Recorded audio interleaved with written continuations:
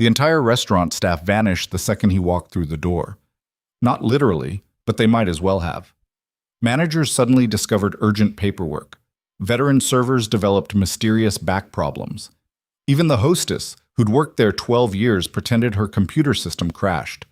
All because Ethan Callaway, the 32-year-old billionaire they'd only seen in corporate emails, had just sat down at table 17. Nobody wanted to serve him. Nobody dared. Except one person didn't get the memo. A tired waitress balancing 3 jobs who had no idea she'd just walked into the most dangerous table of her life. Before we dive into this story, hit that like button and drop a comment with your city name so I can see how far this story travels. Now, let's begin. Amelia Brooks was 30 years old, perpetually exhausted, and currently holding a coffee pot that weighed more than her self-esteem. The downtown restaurant where she worked evening shifts smelled like expensive wine and the kind of anxiety that came with $70 steaks.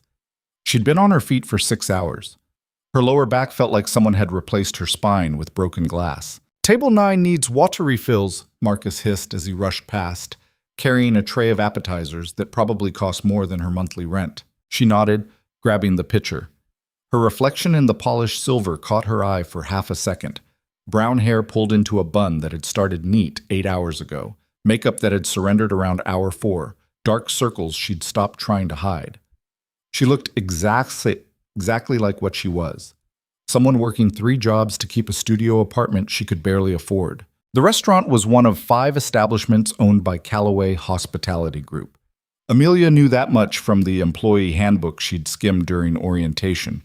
What she didn't know, what nobody bothered telling the evening shift servers, was that the company had been hemorrhaging employees for the past 6 months, or that the CEO had a reputation for showing up unannounced and destroying careers before dessert arrived.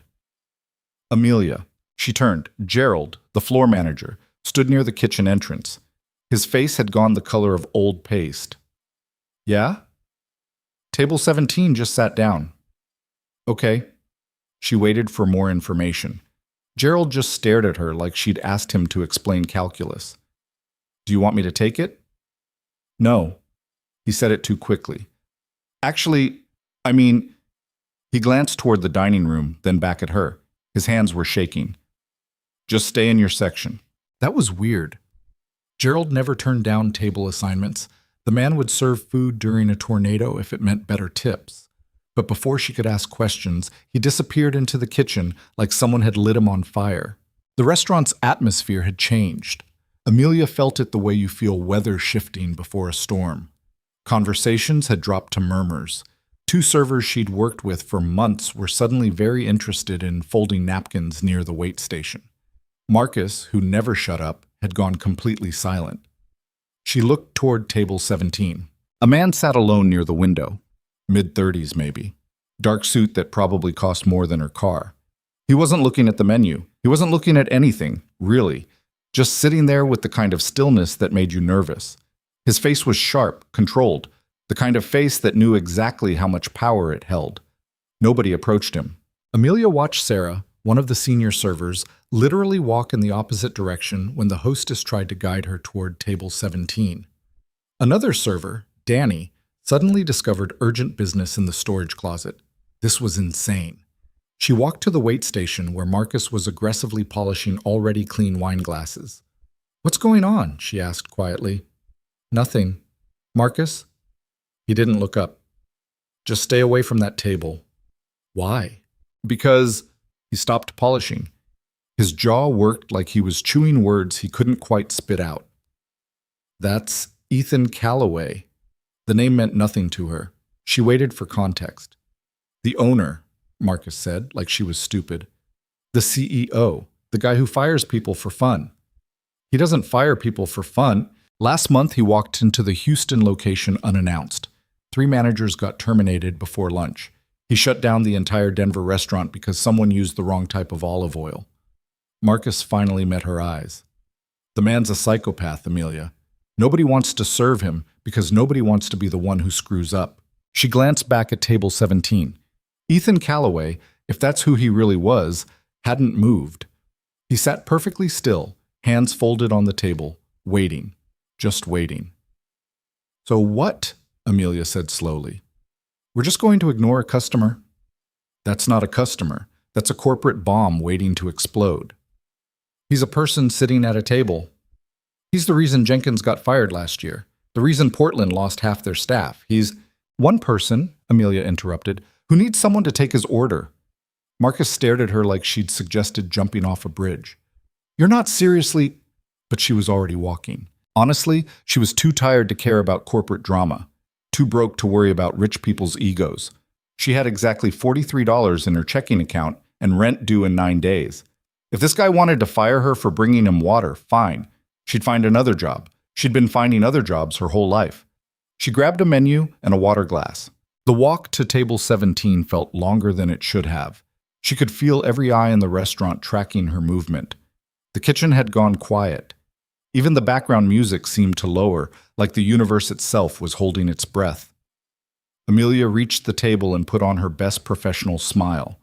The one that said, I'm friendly, but also I've been standing for 6 hours and my soul left my body around 4 p.m.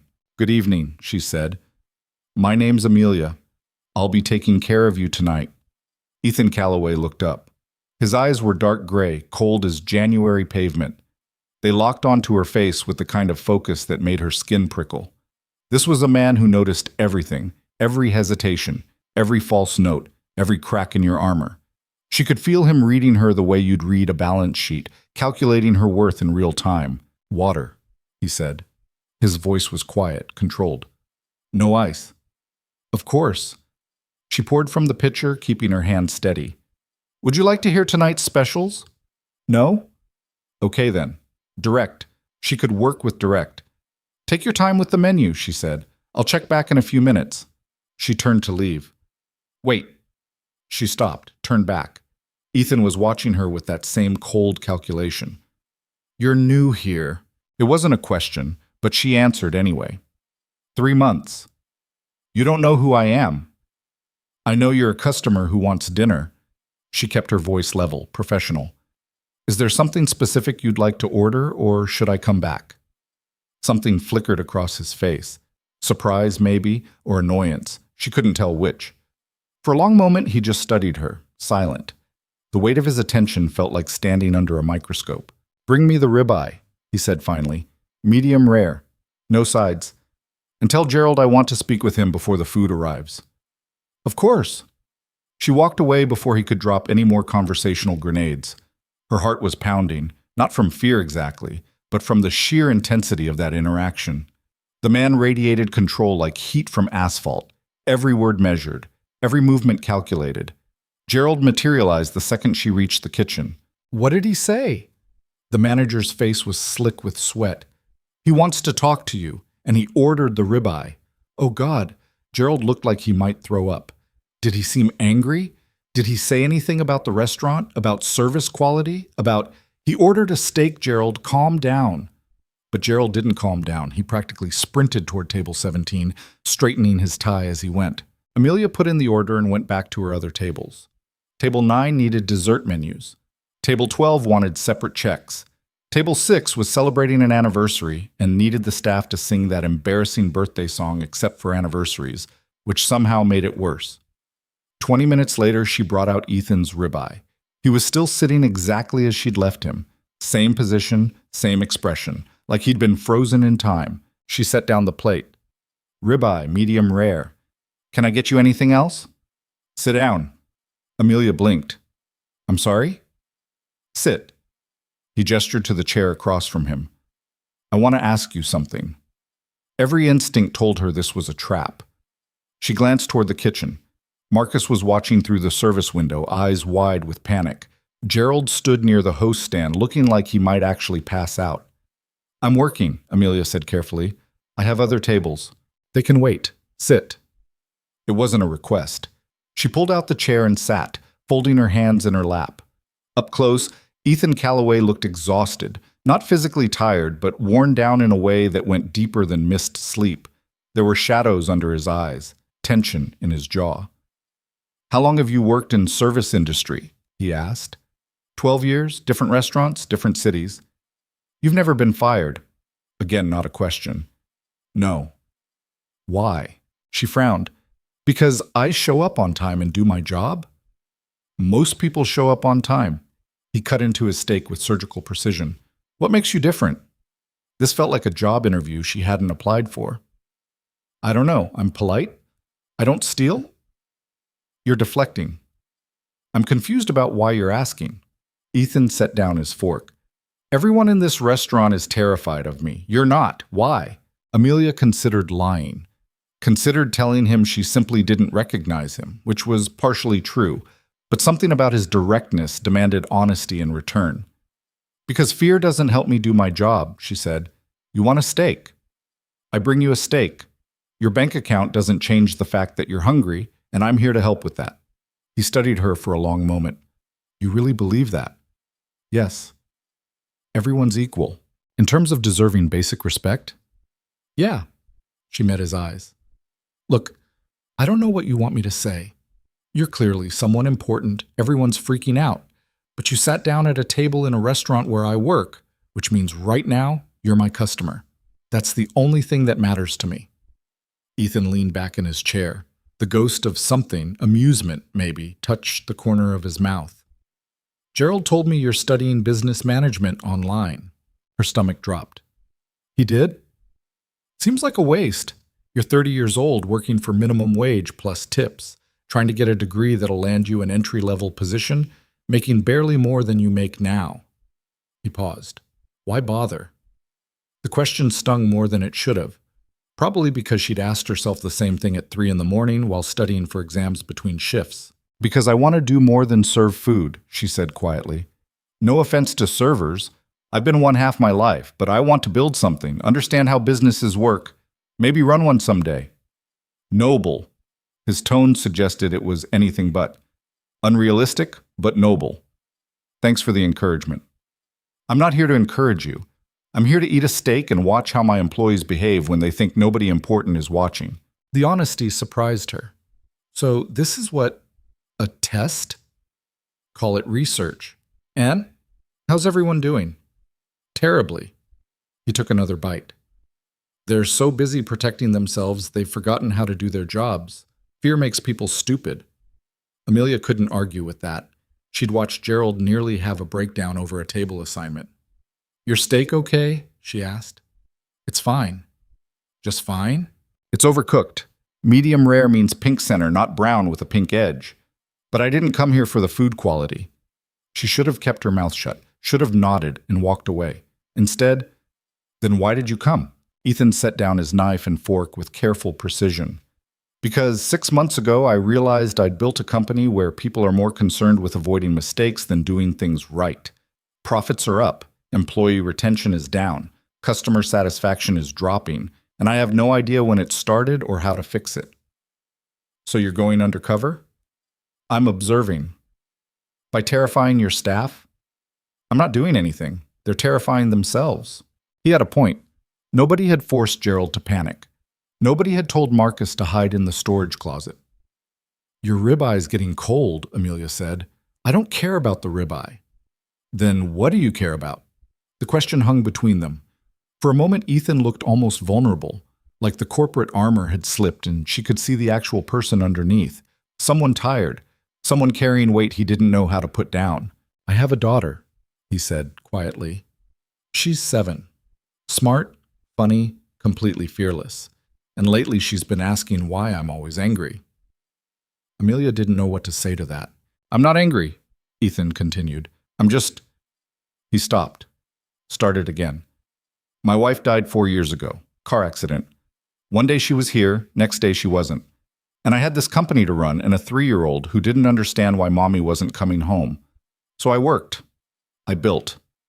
I controlled every variable I could control because I couldn't control the one thing that mattered. He looked directly at her. Somewhere in that process, I became the kind of person my own employees are afraid of. The kind of father who makes his daughter ask why he's always angry. And I don't know how to be anyone else anymore. The restaurant noise faded to background static. Amelia sat across from this billionaire CEO who'd just cracked himself open in the middle of a dining room, and she had absolutely no idea what to say. I think, she said slowly, you start by remembering that fear and respect aren't the same thing. Explain. Your employees are afraid of you. That's not the same as respecting you. Fear makes people freeze up, avoid risks, hide mistakes. Respect makes people want to do better because they actually care about the outcome, not just about protecting themselves. Ethan was quiet for a long moment. And you think I've built a culture of fear. I think you've built a culture of survival, which might work short-term, but long-term? She shrugged. People burn out, good employees leave. The ones who stay are just the ones too scared to jump ship. You're brutally honest. You asked. Most people don't answer honestly when I ask.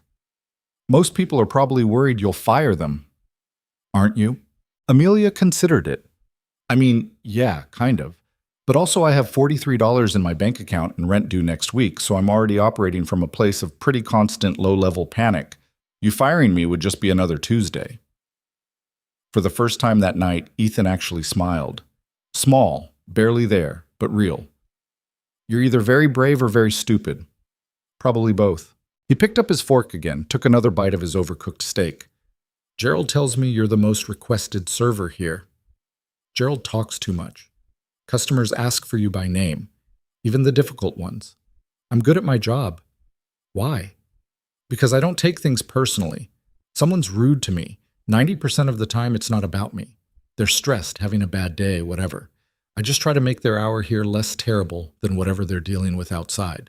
That's surprisingly empathetic for someone working 3 jobs to survive. Empathy doesn't cost anything. She stood up. I should get back to my other tables. Your steak okay despite being overcooked? It's fine. Just fine? Ms. Brooks. He looked up at her. Thank you for the conversation. You're welcome, Mr. Calloway. She walked away feeling like she'd just survived something, though she wasn't sure what. The rest of the shift passed in a blur. Ethan finished his meal, paid in cash, and left without speaking to anyone else. The moment his car pulled away, the entire restaurant exhaled. Gerald emerged from whatever anxiety spiral he'd been trapped in. Marcus immediately started gossiping about what had happened at table 17. What did he say to you? Sarah grabbed Amelia's arm near the wait station. Did he threaten to fire anyone? Is he shutting us down? He ate a steak and asked about my degree. That's it? That's it. But it wasn't it. Not really. Because 3 days later, Amelia arrived for her evening shift to find Ethan Calloway sitting at table 17 again.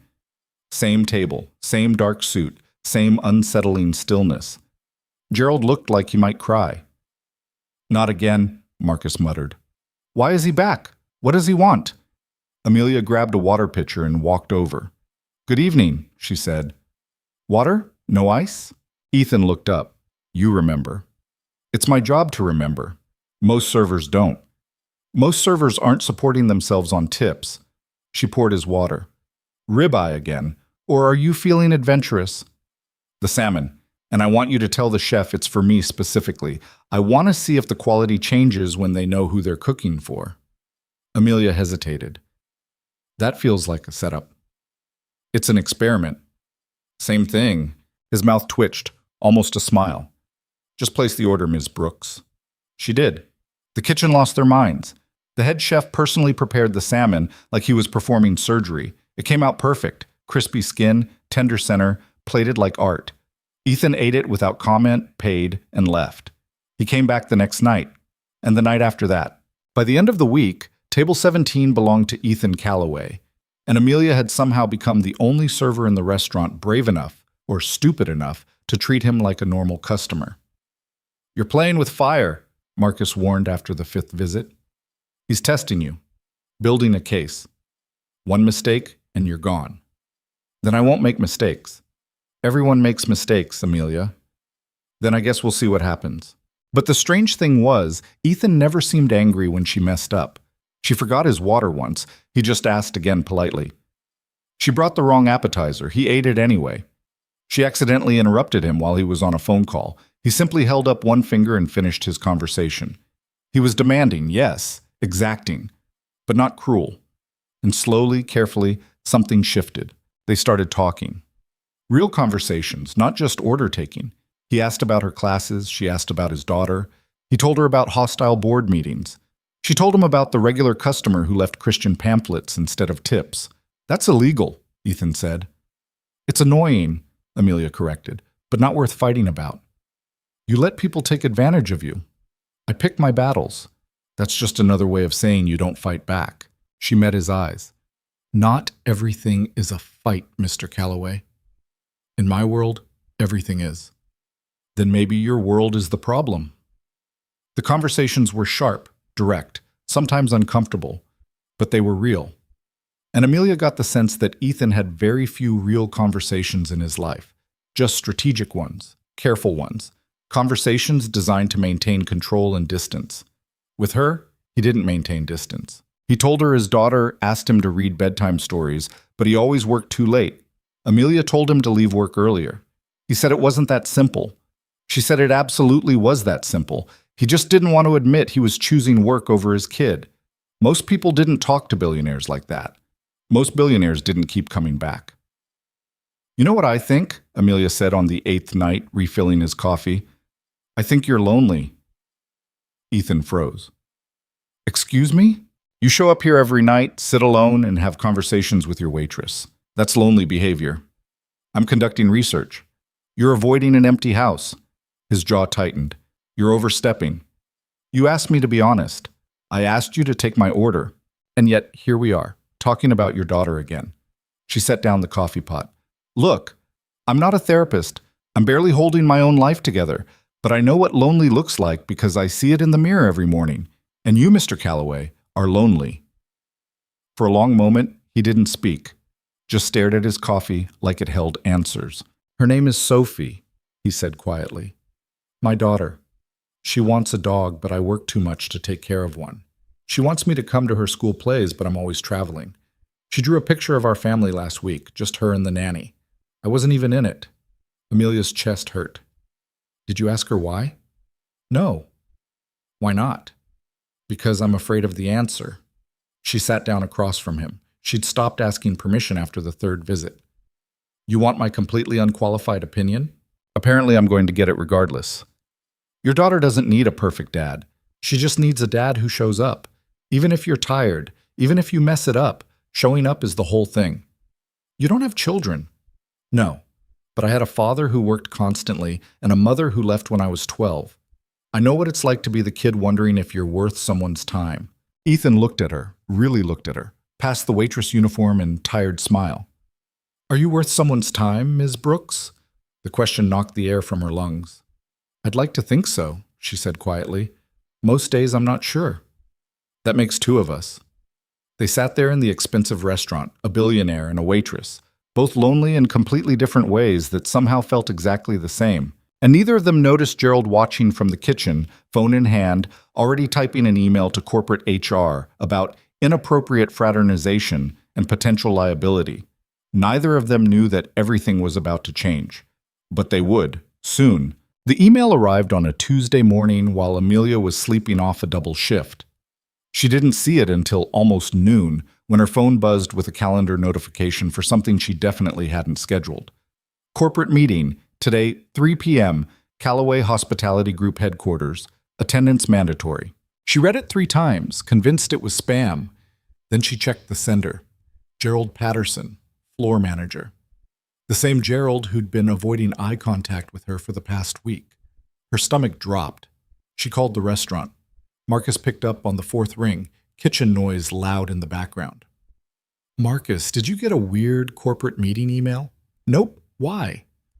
I just got summoned to headquarters. Today. In like 3 hours. Silence. Then, oh shit.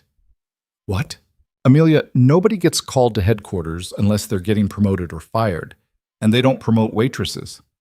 Her hands went cold. I didn't do anything wrong. Doesn't matter. Calloway's been coming in every night for 2 weeks. People talk. Gerald's been acting weird. I heard him on the phone with someone from HR last week talking about inappropriate workplace dynamics or some corporate bullshit.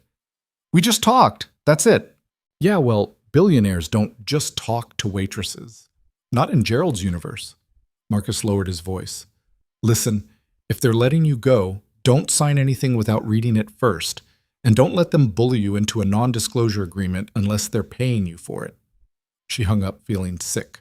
3 hours later, she stood outside a glass tower in the financial district, wearing the only professional outfit she owned, a black skirt and white blouse she'd bought for her mother's funeral 6 years ago. The building stretched up into the gray afternoon sky, all steel and windows and money. The lobby was marble and intimidation. A receptionist with perfect makeup directed her to the 14th floor.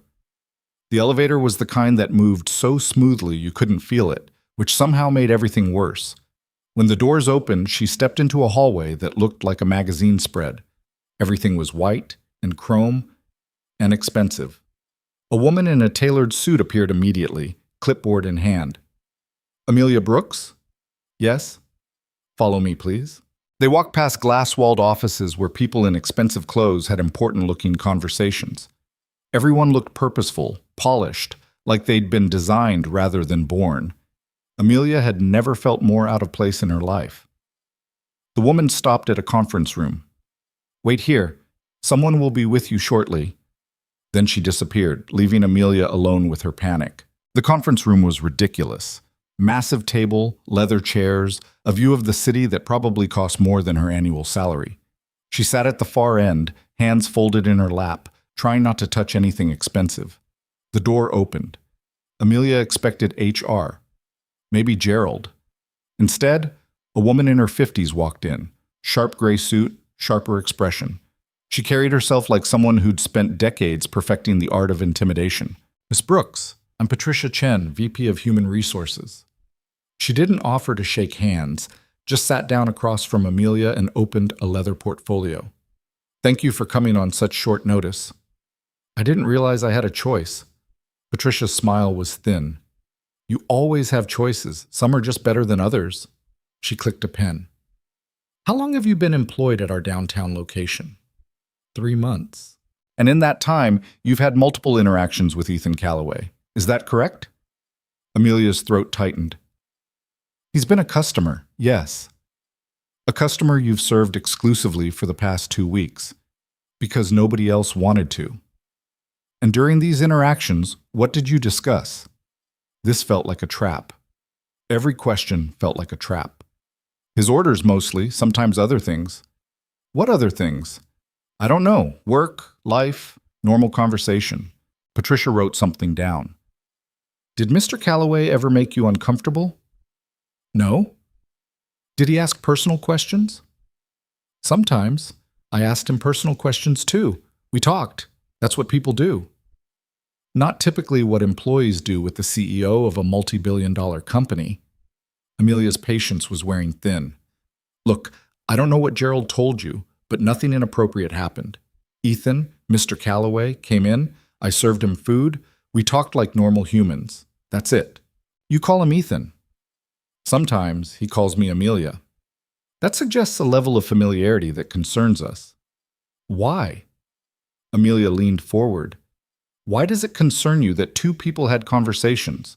What exactly are you accusing me of?" Patricia closed her portfolio. "I'm not accusing you of anything, Ms. Brooks. I'm trying to understand the nature of your relationship with Mr. Calloway so we can determine appropriate next steps." "Next steps for what?" The door opened before Patricia could answer, and Ethan Calloway walked in. He wasn't alone. 3 men in expensive suits followed him, executives clearly from the way they moved. But Amelia barely noticed them. Her entire focus locked onto Ethan, who looked nothing like the tired man who'd sat at table 17 for 2 weeks straight. This version wore power like armor. Tailored charcoal suit, perfect tie, hairstyled precisely. His face had that corporate neutrality she'd seen in magazines, cold, controlled, unreadable. He walked to the head of the table and stood there, hands in his pockets, surveying the room like he owned it, which, technically, he did.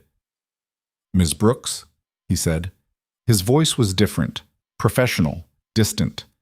"Thank you for coming." She couldn't find words, just stared at him, trying to reconcile this man with the one who'd told her about his daughter's school plays. Ethan gestured to the executives.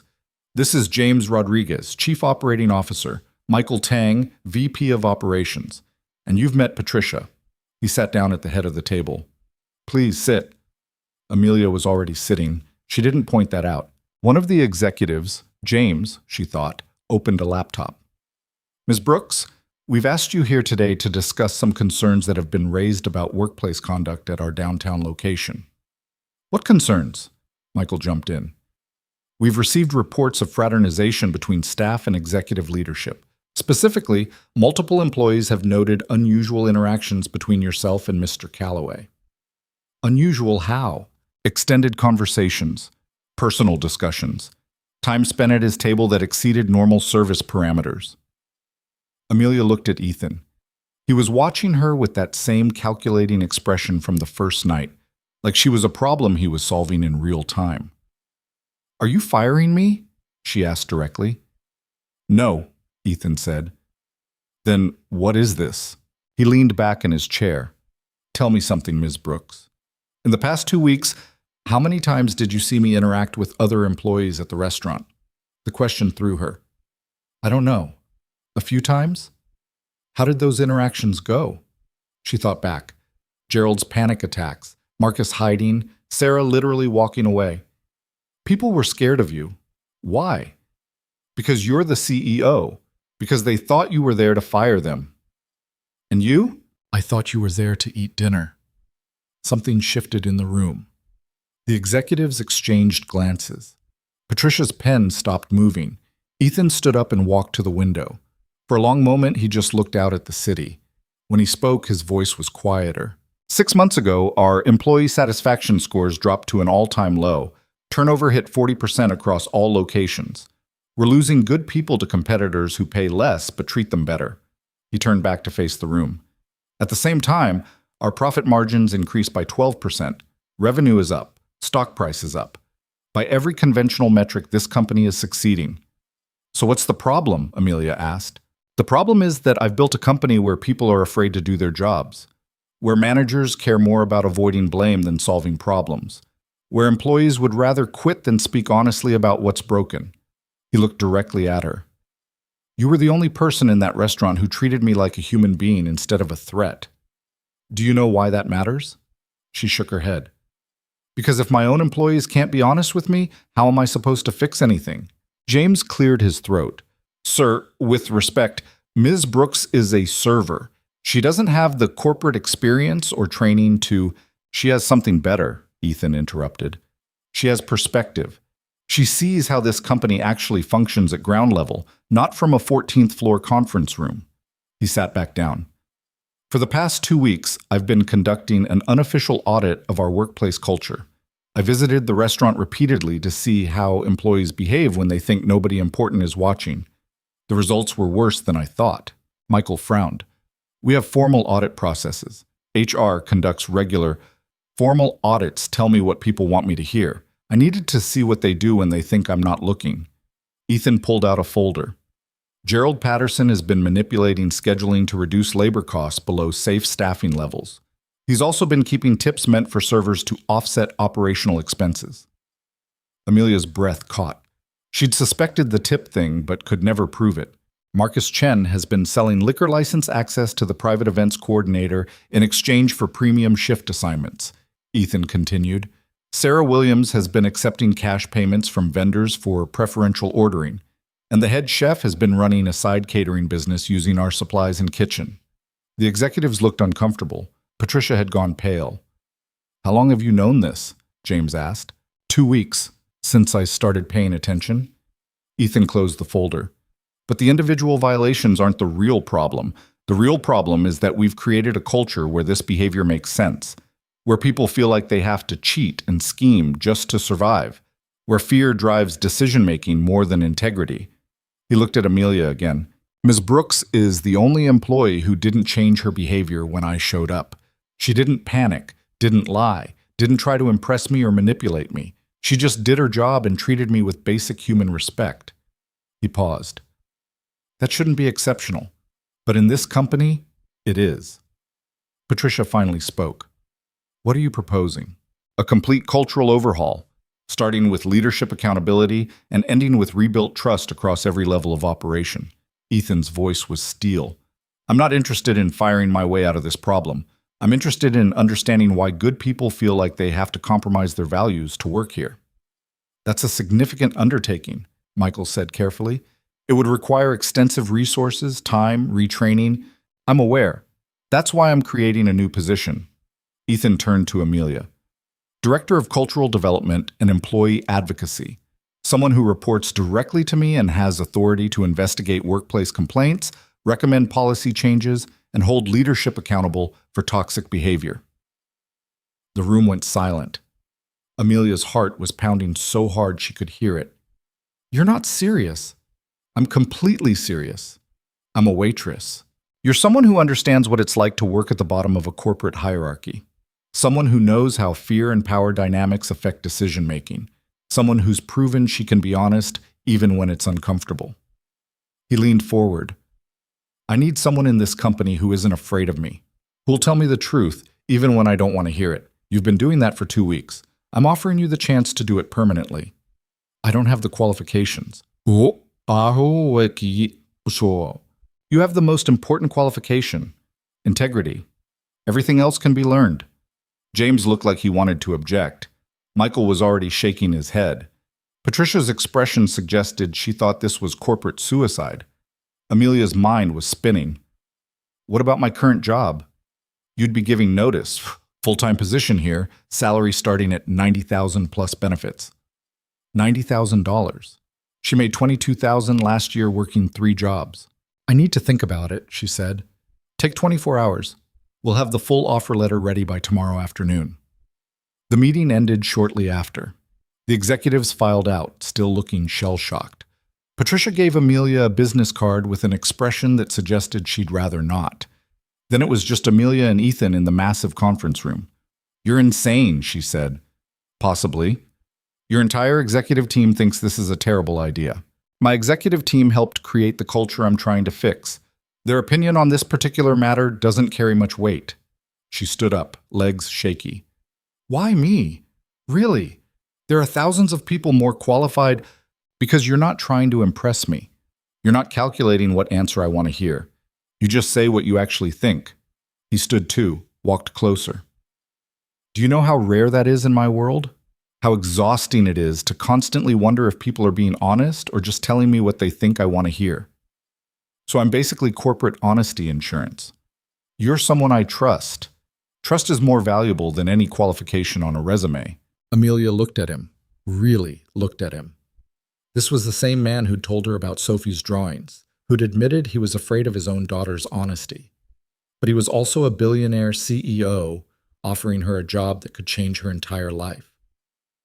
If I say yes, she said slowly, I'm going to make enemies. Your executives already hate this. The employees will think I slept my way into the position.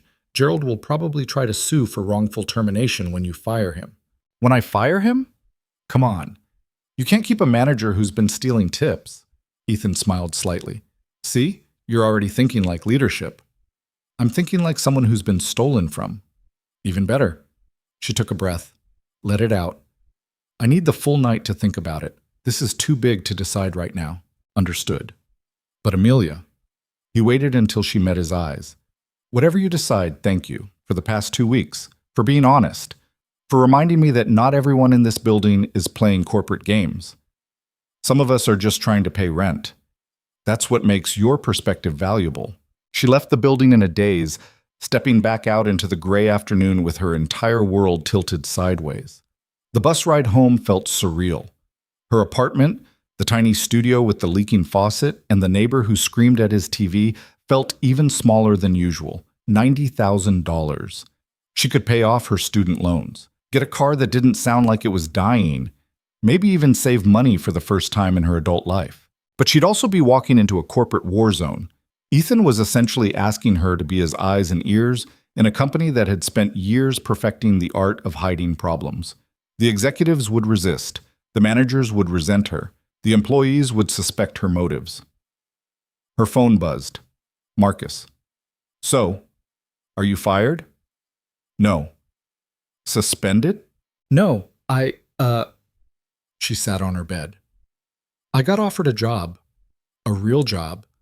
Corporate position, $90,000 a year, working directly with Callaway on fixing company culture. Silence. Then, you're fucking with me. I'm not. Amelia. That's insane. You don't just go from waitress to corporate executive. That doesn't happen in real life. Apparently it does. Are you going to take it? That was the question, wasn't it? She looked around her apartment, at the peeling paint, the stained carpet, the stack of bills on her counter marked overdue in red letters.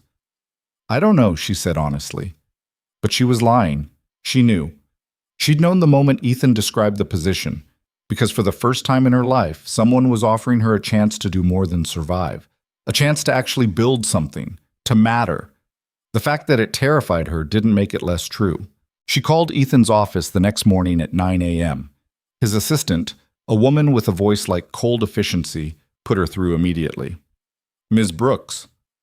I'll take the job, Amelia said, but I have conditions. I'm listening. First, I need training, real training, not just throwing me into meetings and hoping I figure it out. If I'm going to do this job right, I need to understand corporate structure, HR law, conflict resolution, all of it. Agreed. We'll arrange it. Second, I need protection. If I'm going to investigate complaints and hold people accountable, there will be retaliation. I need it in writing that I can't be fired or demoted without your direct approval, and that any attempt to circumvent that results in immediate termination for whoever tries. Done. Third, I want full transparency.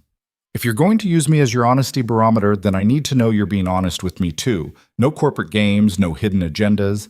If you want me to trust you, it goes both ways. A pause. Then, that's fair. Anything else? Yeah, your daughter, Sophie. She took a breath. Part of fixing company culture means fixing work-life balance, which means you need to actually go home at night, be at her school plays, read her bedtime stories. Because if you're asking employees to trust that you care about their well-being, you need to prove you care about your own family first. That's not part of your job description. Then consider it a personal condition of my employment. You want honesty? Here it is. You can't build a healthy company culture while destroying your relationship with your kid. Fix both or fix neither. The silence stretched so long she thought he might have hung up. You're going to be a problem, Ethan said finally. That's literally what you're hiring me for. Fair point. When can you start? I need to give 2 weeks' notice at the restaurant. I'll handle that. Start Monday. 9 a.m., 14th floor. Wait, I can't just abandon. Gerald's being terminated today for theft and labor violations. The restaurant needs a complete management overhaul anyway. Your coworkers will be fine. He hung up before she could argue. Amelia stood in her tiny apartment, phone still pressed to her ear, wondering what the hell she'd just done. By Friday afternoon, the restaurant was in chaos. Gerald was gone.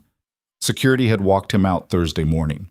Marcus reported that the head chef had quit before he could be fired, and Sarah had been transferred to a different location. The entire management structure had collapsed in 72 hours. It's a bloodbath, Marcus said when she came in to collect her last paycheck. Corporate sent in some interim manager who's interviewing everyone. They're asking about working conditions, tip distribution, scheduling practices, everything. Good, Amelia said. Easy for you to say. You're getting promoted to corporate. The rest of us are just trying not to get caught in the crossfire. She felt guilty about that, about leaving while everything burned. But she also knew this needed to happen, that the restaurant couldn't heal without cutting out the infection first. Her last shift was Saturday night.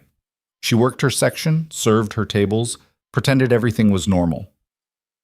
Around 9 p.m., a woman came in and sat at table 17. She was in her 40s, expensive coat, wedding ring that probably cost more than Amelia's car. She ordered wine and the salmon, and when Amelia brought it out, the woman smiled. You must be Amelia. Do we know each other?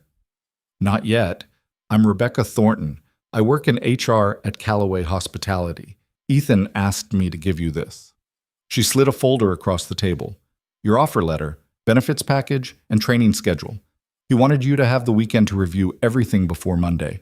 Amelia took the folder, hands trembling slightly. He also wanted me to tell you something, Rebecca continued. He left work at 5:30 today, first time in 3 years. Apparently he had a school play to attend. Something warm spread through Amelia's chest. Sophie's play. His daughter, yes.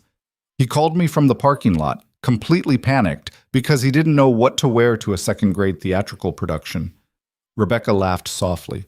I told him to relax and just show up. That's all kids really want, for their parents to show up. Did he? I assume so. He hasn't called back in a panic, which I'm taking as a good sign. She finished her wine. I've worked for Ethan for 8 years. I've never seen him leave early for anything. Whatever you said to him, it worked. Amelia didn't know how to respond to that. Rebecca stood, left cash for the bill plus a generous tip. See you Monday, Ms. Brooks. Welcome to corporate. Then she was gone, leaving Amelia standing in the middle of the dining room, holding a folder that represented her entire future. She opened it that night in her apartment. The offer letter was real. $90,000 base salary, full benefits, 4 weeks vacation, comprehensive training program. The benefits package included health insurance that would actually cover things, dental, vision, even a retirement plan. There was a handwritten note paperclipped to the last page. Ms. Brooks, thank you for the honesty. Thank you for the push. Sophie's play was 3 hours of second graders singing off-key about friendship and recycling. It was perfect. I'll see you Monday. EC. She read it 3 times, smiling despite herself. Monday morning, Amelia walked into the glass tower wearing a new suit she'd bought with her last paycheck. Her stomach was in knots. Her hands were sweating. She had no idea what she was doing, but she showed up anyway. Because showing up was the whole thing. The receptionist on the 14th floor looked at her like she'd walked into the wrong building. Can I help you? I'm Amelia Brooks. I'm starting today, Director of Cultural Development. The woman's perfectly shaped eyebrows rose half an inch. Oh, right. Mr. Calloway mentioned... She caught herself, rearranged her face into professional neutrality. Your office is down the hall, 3rd door on the left. He's expecting you at 9:30. Amelia found the office. It was small compared to the executive suites she'd passed, but it had a window. An actual window with a view of the city. Her own desk, her own computer, a door that closed.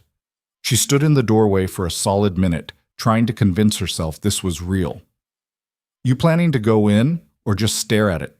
She turned. A woman in her mid-40s stood behind her, holding 2 coffee cups. She had dark hair pulled back in a no-nonsense bun, glasses, and the kind of expression that suggested she'd seen every variety of corporate nonsense and wasn't impressed by any of it. Rebecca Thornton, the woman said, offering one of the coffees. We met briefly at the restaurant. I'm VP of Human Resources, which means we'll be working together frequently. Probably too frequently for your comfort. Amelia took the coffee. Thanks. Don't thank me yet. I put real sugar in it, which around here is basically corporate treason. Everyone drinks it black or with that artificial garbage. Rebecca walked past her into the office, set her own cup on the desk. Let me give you the unofficial orientation.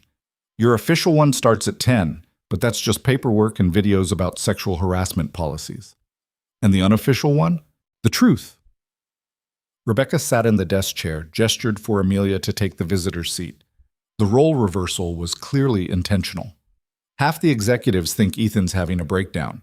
The other half think he's sleeping with you. Nobody thinks this position is legitimate. Amelia's stomach clenched. Great start. I'm not done. The managers at the restaurant level are terrified you're going to audit them next. The employees think you're corporate spy. And the board... Rebecca laughed without humor. The board thinks Ethan's lost his mind and is looking for ways to remove him without tanking the stock price. Why are you telling me this? Because if you walk in here expecting people to be happy about your presence, you'll be disappointed in about 6 minutes. But if you understand the landscape, you might survive long enough to actually make a difference. Rebecca leaned forward. I've worked here 8 years. I've watched this company slowly strangle itself with fear and metrics and quarterly earnings reports. Ethan's right. The culture is toxic. But fixing it means going to war with people who benefit from the status quo, which is basically everyone in power. Exactly. So here's my question. Are you actually ready for that fight, or did you just take this job for the salary bump? Amelia met her eyes. I took it because someone finally offered me a chance to do something that matters. And because Ethan asked me to be honest, which means calling out problems even when it makes people uncomfortable. And you think that's going to work? Honesty? I think it's the only thing that will. Rebecca studied her for a long moment, then smiled. Actually smiled, not the corporate version. Okay. I'm in. In what? Your corner. Someone needs to be, and it might as well be the person who controls HR complaints and termination procedures. She stood up. Come on, Ethan's waiting, and he hates when people are late. They walked down the hallway together. Amelia noticed how people watched them, quick glances, whispered conversations that stopped when they got too close. She'd been here 20 minutes and already felt like an infection the body was trying to reject. Ethan's office was at the end of the hall, corner suite, floor-to-ceiling windows, the kind of view that probably required a salary she couldn't even imagine. Rebecca knocked once and opened the door without waiting for a response. Ethan sat behind a massive desk, reading something on his computer. He looked up, and for half a second Amelia saw the man from table 17, tired, human, real. Then the corporate mask slid back into place. Ms. Brooks, welcome. Rebecca, thank you for the escort. Someone has to make sure she doesn't get lost. Rebecca left, closing the door behind her. Ethan gestured to the chair across from his desk. How was your first morning? Terrifying. Everyone thinks you're either crazy or sleeping with me, possibly both. His mouth twitched, almost a smile. I see Rebecca gave you the unofficial orientation. She's direct. I like her. She's one of 3 people in this building I actually trust. Now there's 4. He stood up, walked to the window. I'm going to be honest with you about something, and it's going to sound worse than it is. That's a terrible way to start a sentence. I don't know if this is going to work. The position, the cultural reform, any of it. I know what needs to change, but I don't know how to actually change it without burning the entire company down in the process. Amelia waited. He kept talking. 6 months ago, my daughter drew that picture, the one without me in it, and I realized I'd spent 4 years building a company that I thought would secure her future, but I'd stopped being present in her actual life. I'd become this, he gestured vaguely at himself, thing. This corporate machine that made money and fired people and attended board meetings, but I wasn't a father anymore. I wasn't even really a person. So you went undercover in your own restaurant. I needed to see if the problem was just me or if it was systemic. Turns out it's both. He turned to face her. You were the only person who treated me like I was human. Do you understand how depressing that is?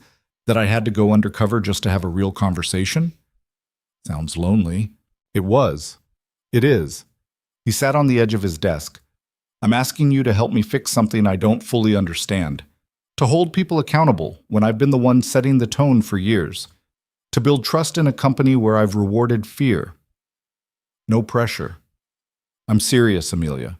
If this doesn't work, if you can't do this, or I can't support you the way you need, or the board shuts us down before we make progress, I need you to know that's not a reflection on you. This might be impossible. She stood up and walked to the window next to him, looked out at the city below. From up here, everything looked small, manageable, like you could rearrange the buildings with your hands. My mom left when I was 12, she said quietly. Just walked out one day. My dad worked construction, gone before I woke up, home after I went to bed. I raised myself mostly, learned to cook, do laundry, forge his signature on permission slips.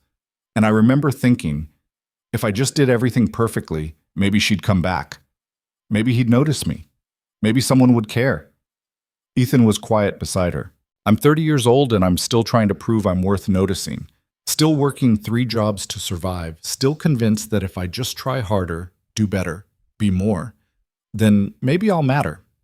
She looked at him. So when you ask if I can do this impossible job, yeah, I can, because I've been doing impossible things my entire life just to justify my own existence. At least this time I'm getting paid for it. That's not I know what you're going to say, that I don't need to prove anything, that my worth isn't conditional. But knowing something intellectually and believing it emotionally are different things. She crossed her arms. So here's the deal. I'll help you fix your company if you actually let me fix it. No corporate games, no undermining me when I make decisions you don't like.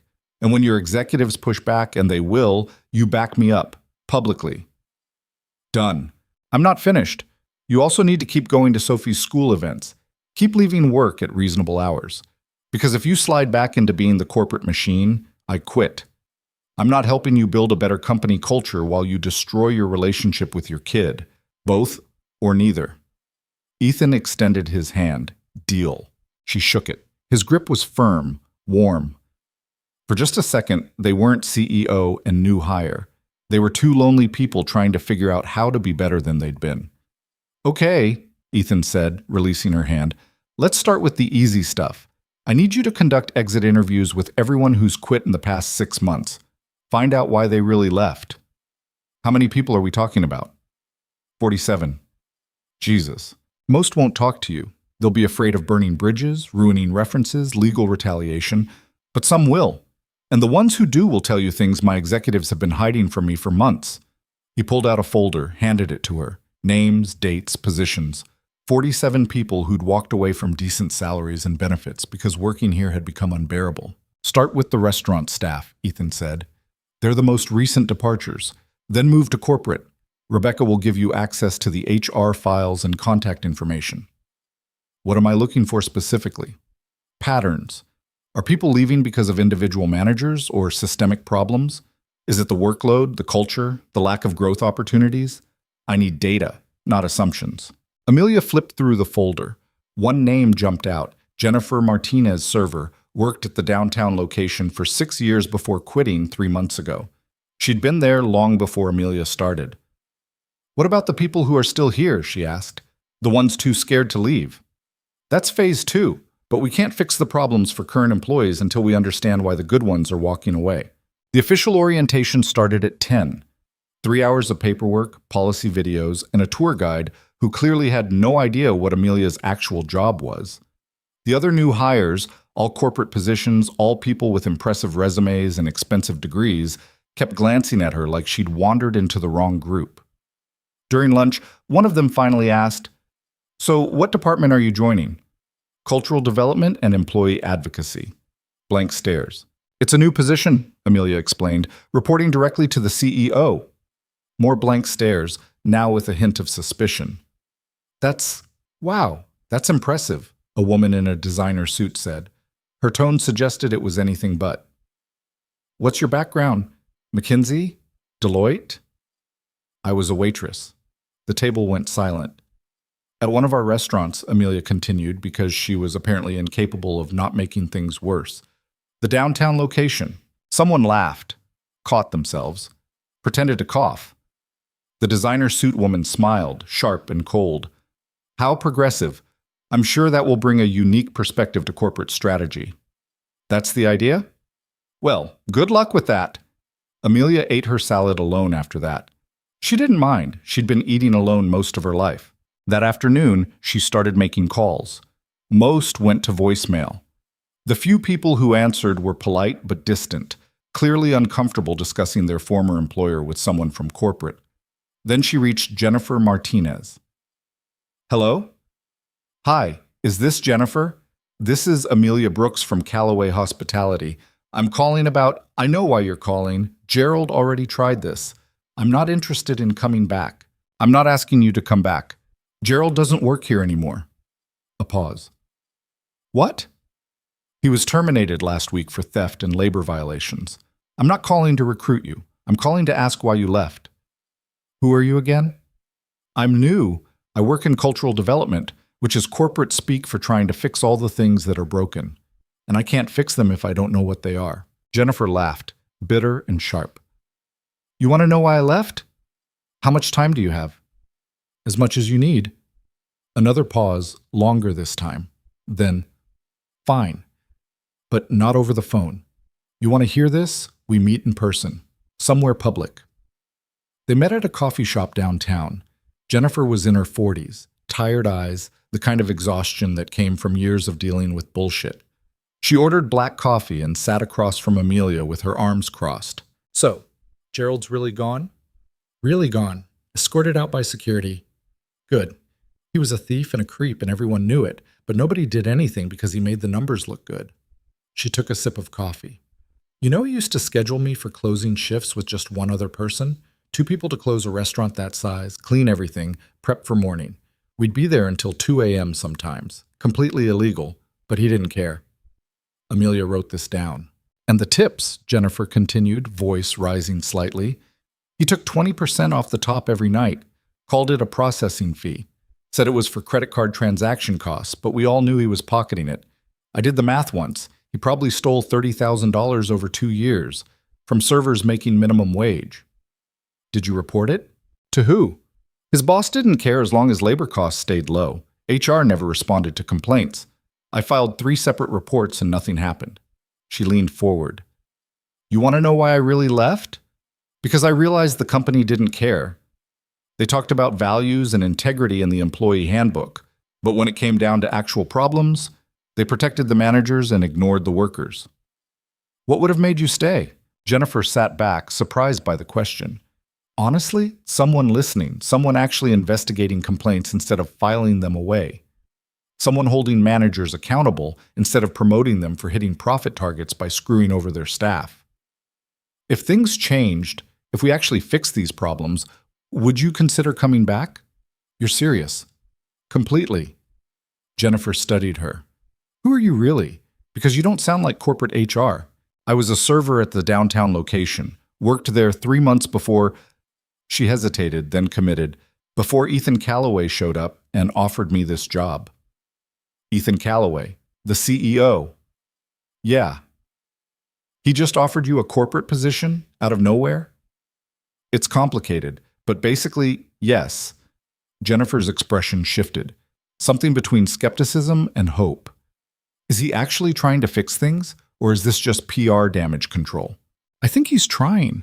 I can't promise it'll work, but I think he genuinely wants to change how this company operates. Then tell him this.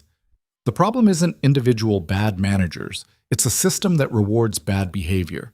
Gerald stole tips because it improved his labor cost percentages, which got him bonuses. Managers cut corners on safety because it made their locations more profitable.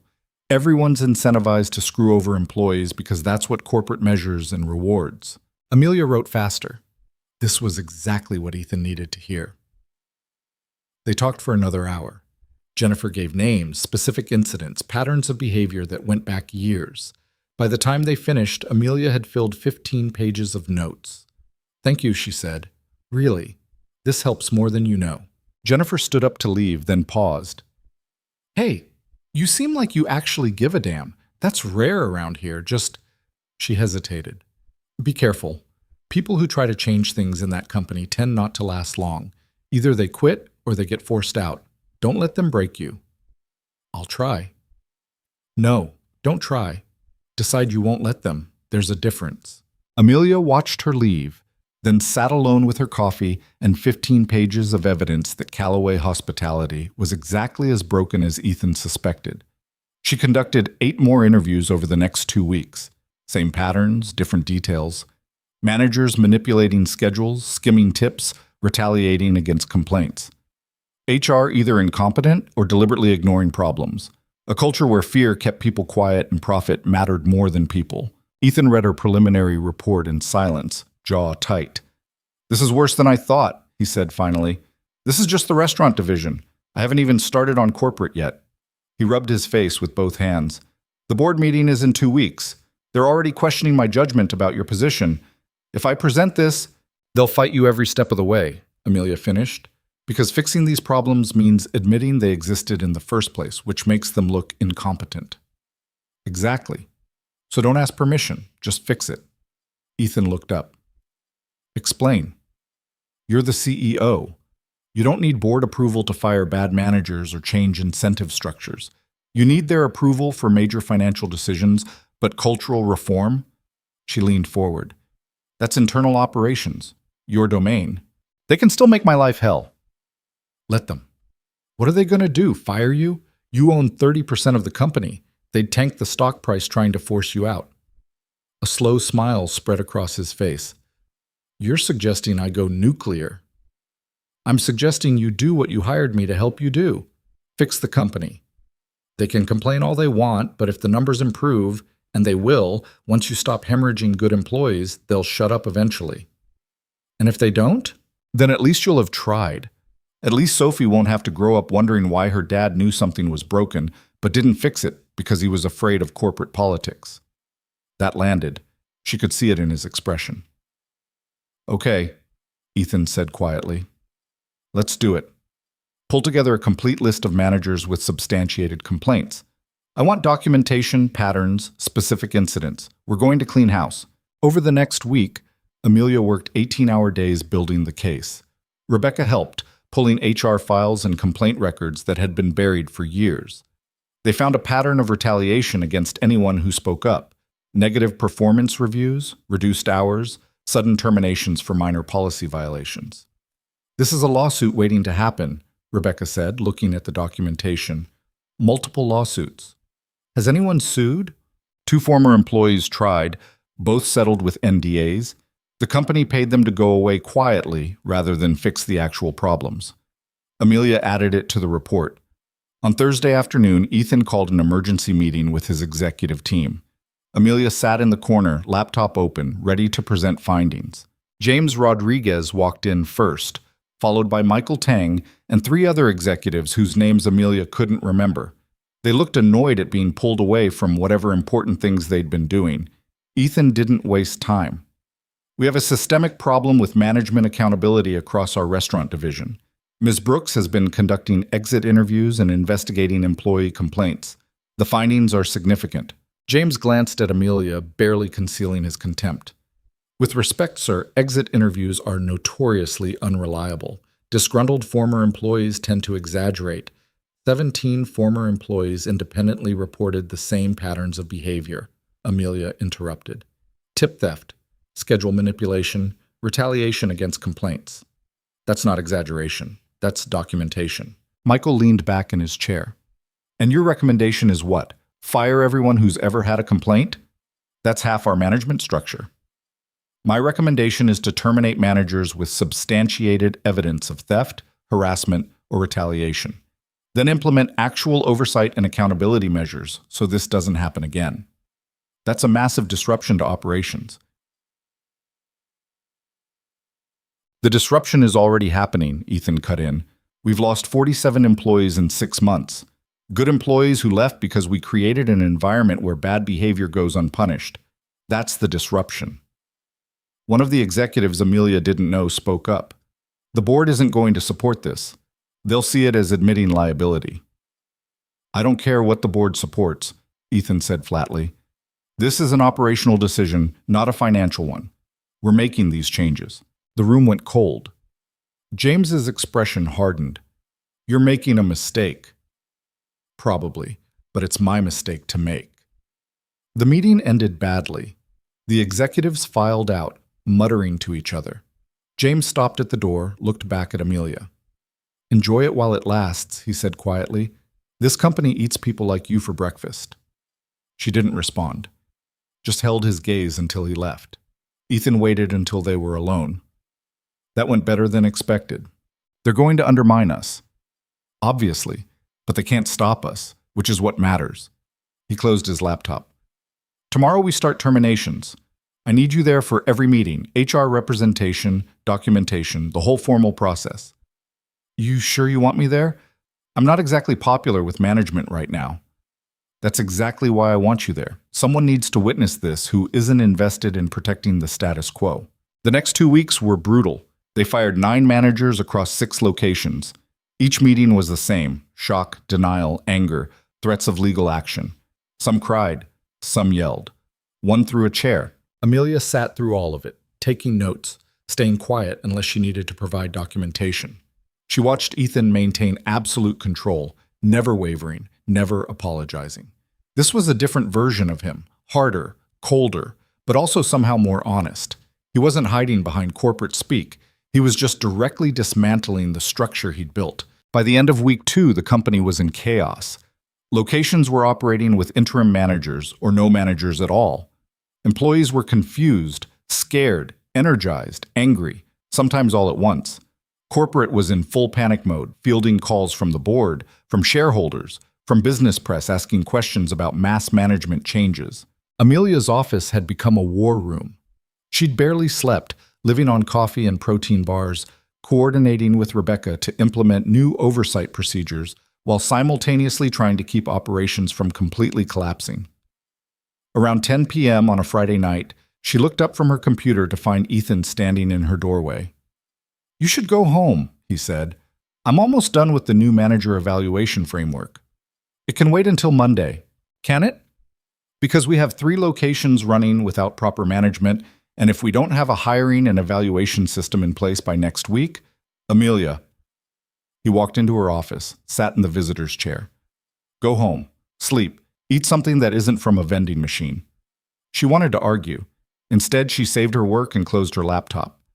How's Sophie? She asked, confused about why I'm home for dinner every night now. Asked me yesterday if I got fired. He smiled slightly. I told her I was trying to be less terrible at my job. What did she say? She said, good, because you were pretty terrible before. Amelia laughed despite her exhaustion. Honest kid. She gets it from somewhere. He stood up. Come on. I'll walk you to your car. They rode the elevator down in tired silence.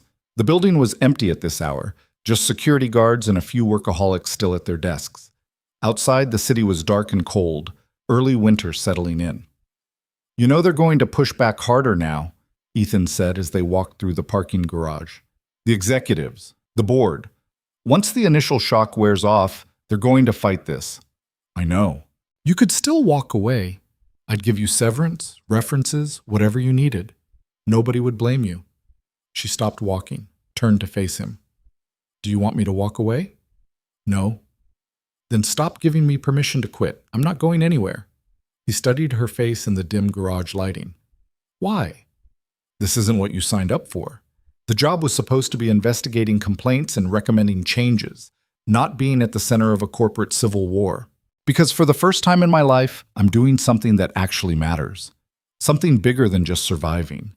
She crossed her arms against the cold. You asked me to help you fix this company. That's what I'm doing.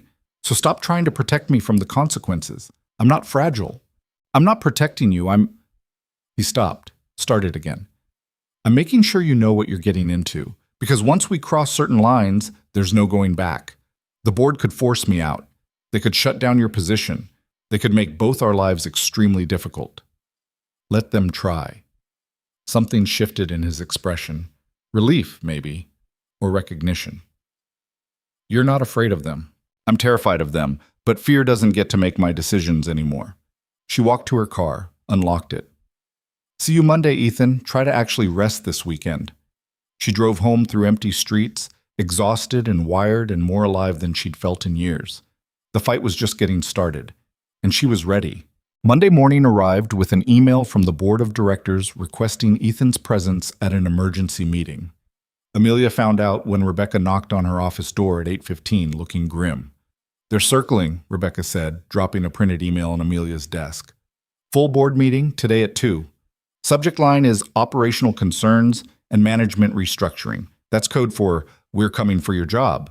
Amelia scanned the email, formal language, careful phrasing, but the intent was clear. They can't fire him. He owns too much stock. They can make him miserable enough that he quits. Or they can vote to strip his operational authority, make him CEO and title only while they install someone else to actually run things. Rebecca sat down heavily. I've seen this before. Different company, same power play. The board doesn't like losing control. What do we do? We? Nothing. You keep your head down and hope you don't get caught in the crossfire. Rebecca paused. That's the smart play. Anyway. And the stupid play? Walk in there with him. Make them look you in the eye while they try to dismantle everything you've built. Amelia was definitely going with the stupid play. She spent the morning preparing documentation, exit interview summaries, complaint records, the financial impact of turnover versus the cost of management restructuring. Numbers the board couldn't ignore, even if they wanted to. At 1:30, Ethan stopped by her office. He looked tired but calm, wearing the same corporate armor she'd seen that first day in the conference room. You don't have to come to this, he said. I know. They're going to attack the position, attack the process, attack you personally. It won't be pleasant. When has any of this been pleasant? He almost smiled. Fair point. Bring your laptop. If they want data, we'll bury them in it. The boardroom was on the 16th floor, all dark wood and leather chairs, and the kind of aggressive wealth that made you feel small just walking in. 8 board members sat around a table that could have seated 20. Most were older men in expensive suits. 2 were women who looked equally expensive and equally hostile. Ethan walked in like he owned the room, which technically he partially did. Amelia followed, trying to project confidence she didn't feel. "Ethan," said an older man at the head of the table. Silver hair, sharp eyes, the bearing of someone used to being the most important person in any room. "Thank you for coming on short notice." "Robert?" Ethan's voice was neutral. "I don't believe you've met Amelia Brooks, our new director of cultural development." Robert's gaze flicked to her, dismissive. "Yes, we've heard quite a bit about Ms. Brooks." They sat. Amelia opened her laptop, pulled up her files. Robert didn't waste time. "Ethan, we're concerned. In the past 3 weeks, you've terminated 9 managers across 6 locations, created a new corporate position without board consultation, and initiated what appears to be a complete restructuring of our restaurant operations, all without prior approval." "Operational decisions don't require board approval," Ethan said evenly. "That's outlined in the corporate bylaws. Operational decisions that impact company stability do." A woman to Robert's left spoke up. Catherine something. Amelia couldn't remember her last name. "We've had 3 locations operating without proper management. Employee confusion is at an all-time high, and we're getting questions from shareholders about instability in leadership." "The instability already existed," Ethan replied. "We were losing employees at a 40% annual turnover rate. I'm addressing the root cause. By firing managers who've been with us for years, managers who consistently hit their profit targets." Robert leaned forward. "Help me understand the logic, Ethan, because from where we sit, you've taken a functioning system and blown it up." "A functioning system?" Amelia couldn't stay quiet. 47 people quit in 6 months. That's not functioning." Robert's eyes narrowed. "Ms. Brooks, with respect, you've been with this company for 3 weeks. I'm not sure you have the full picture." "I have exit interviews from 17 former employees documenting systemic theft, harassment, and retaliation. I'd say that's a pretty clear picture." "Exit interviews from disgruntled employees hardly constitute—" "They constitute a pattern," Amelia interrupted. She pulled up her data. "Would you like to see the financial impact? We spent $1.2 million last year on recruitment and training to replace employees who quit. That's not counting the productivity loss, the customer satisfaction decline, or the 2 settlements we paid to former employees who threatened to sue." The room went quiet. Catherine spoke next, voice icy. "Those settlements were confidential. Rebecca Chen provided me access to HR records as part of my investigation.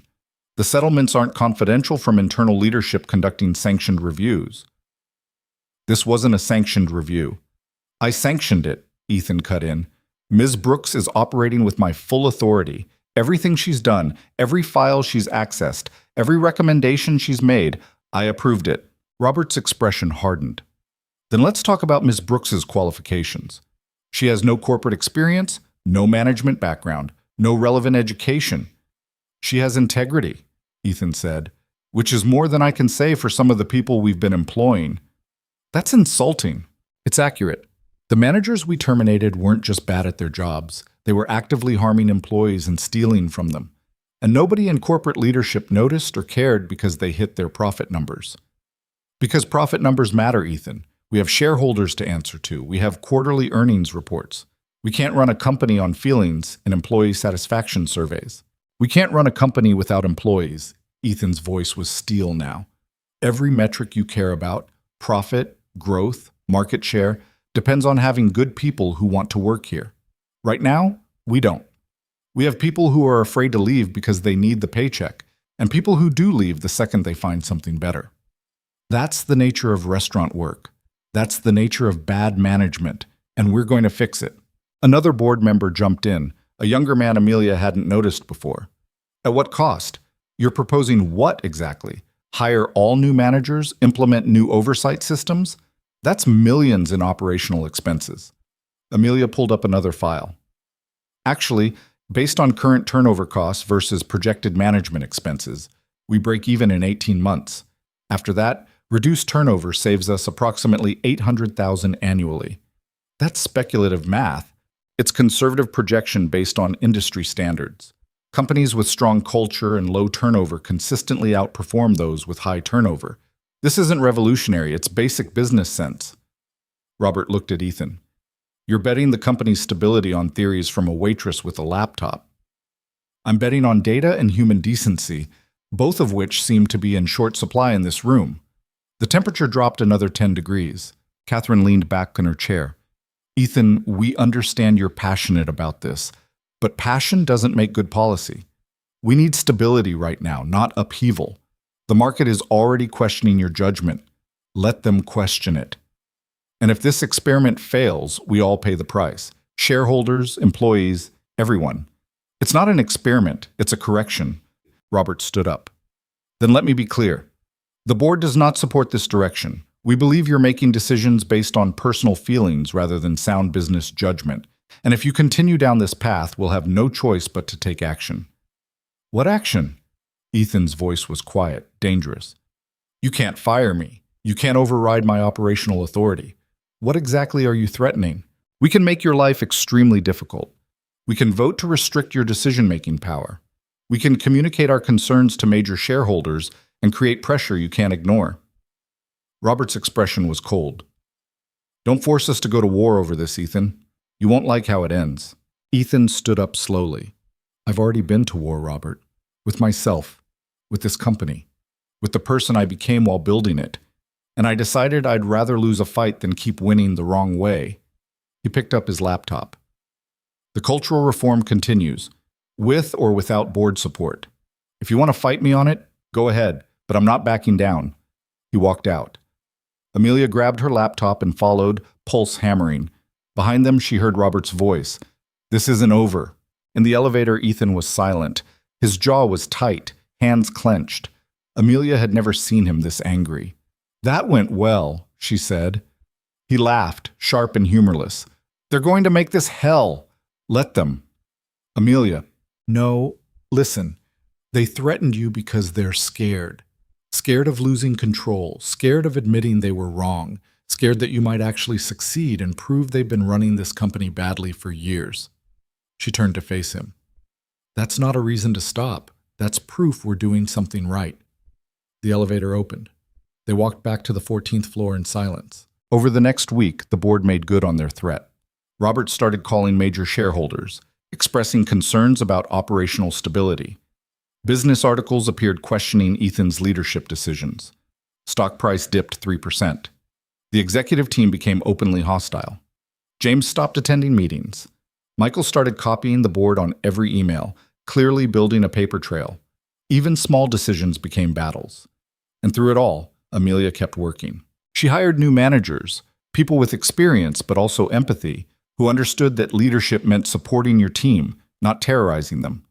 She implemented anonymous complaint systems so employees could report problems without fear of retaliation.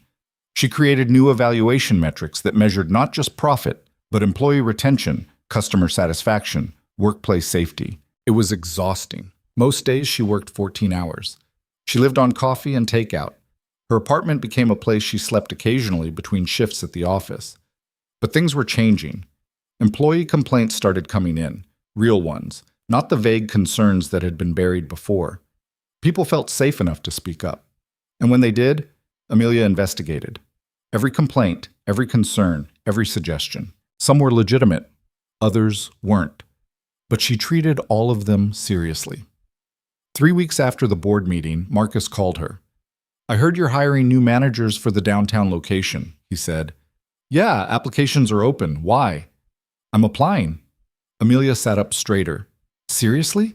You said you wanted people who cared about employees, not just numbers. I care. I've been working restaurants for 12 years. I know how to run a good shift, and I'm tired of watching bad managers ruin good teams. Marcus, if you get this job, people are going to say I hired you because we're friends. Let them. Are you hiring me because we're friends or because I'm qualified? Both, honestly. Then that's fine. I can handle gossip. I can't handle watching this company waste another opportunity to fix itself. She added his application to the pile. A week later, she hired him. Also Jennifer Martinez, who came back after Amelia personally called to explain the changes. Also 3 other former employees who'd left because of toxic management. The downtown location became her test case. New management, new policies, new culture. Employees got reliable schedules, fair tip distribution, actual breaks. Managers got training on conflict resolution and employee development. The first month was rough. Turnover actually increased initially as some employees quit rather than adapt to accountability. Others thrived. By month 2, things stabilized. Customer satisfaction scores went up. The location started hitting profit targets, not by cutting corners, but by running efficiently with motivated staff. Ethan visited on a random Tuesday night, sat at table 17. Marcus served him. "Ribeye, medium rare?" Marcus asked, grinning. "Actually, I'll try the salmon." "Adventurous, I like it." When Amelia stopped by after work, Ethan was still there, working on his laptop. "What are you doing here?" she asked. "Working. Sophie has a sleepover tonight. Figured I'd get caught up on emails." "You could do that at home." "I could, but I wanted to see how the restaurant's running." He closed his laptop. Marcus is good, really good. He's been checking on customers, helping new servers, handling a kitchen issue without breaking a sweat. You made the right call hiring him. He made it easy by being qualified. Still, you took a risk hiring former employees. Could have backfired. Amelia sat down across from him. "Everything we're doing is a risk. Might as well take the ones that feel right." He smiled, a real smile, the kind she'd seen rarely. "The board meeting is next week. They're going to push for my resignation." Her stomach dropped. "Can they do that?" "They can try. Robert's been rallying support, making his case to shareholders. He's good at politics. Better than me. So what do? We present the data. Show them what's actually happening versus what Robert's been telling them." He pulled out his phone, showed her a spreadsheet. Downtown location is up 12% in customer satisfaction, 8% in revenue. Turnover dropped from 40% to 15%. Those are real numbers, not projections. One location isn't enough to prove the model works. No, but it's a start. And we have 3 other locations implementing the same changes next month. He put his phone away. "I need you at that board meeting." "They hate me." "Perfect. Let them try to argue with actual results." The week before the board meeting, something unexpected happened. Amelia was working late, again, when her office phone rang. Unknown number. "This is Amelia." "Ms. Brooks, this is Catherine Yates. We met at the board meeting." Amelia's hand tightened on the phone. "I remember. I'd like to meet with you, off the record. There's a coffee shop on 5th Street near the financial district. Tomorrow morning, 7 a.m. "Why?" "Because I think you're either brilliant or delusional, and I haven't decided which. Either way, I'm curious." They met at an expensive coffee place where everything cost $8 and came in tiny cups. Catherine was already there, sitting by the window, looking exactly as intimidating as Amelia remembered. "Thank you for coming," Catherine said as Amelia sat down. "Did I have a choice?" "Everyone has choices. Most people just don't make the hard ones." She pushed a coffee across the table. "I ordered for you. Latte, 2 sugars. Rebecca mentioned you drink it sickeningly sweet. Rebecca talks too much." "Rebecca is the only person in that building I trust completely, which is why I listen when she talks." Catherine took a sip of her own coffee, black, obviously. "She says you're the real thing, someone who actually cares about fixing the company, not just advancing your career." "I didn't have a career to advance. I was a waitress 3 months ago." "Exactly. Which makes you either incredibly lucky or incredibly smart." Catherine leaned forward. "I'm going to be direct with you, Ms. Brooks. Robert is going to push for Ethan's resignation at next week's board meeting. He has enough support to make it happen, but he needs a unanimous vote to force it, and right now I'm undecided." Amelia's pulse quickened. "Why are you telling me this?" "Because I want to understand what you're actually trying to accomplish. Robert says you're unqualified and dangerous. Ethan says you're necessary. Rebecca says you're honest. I need to decide who's right." "What do you want to know?" "Why you took this job.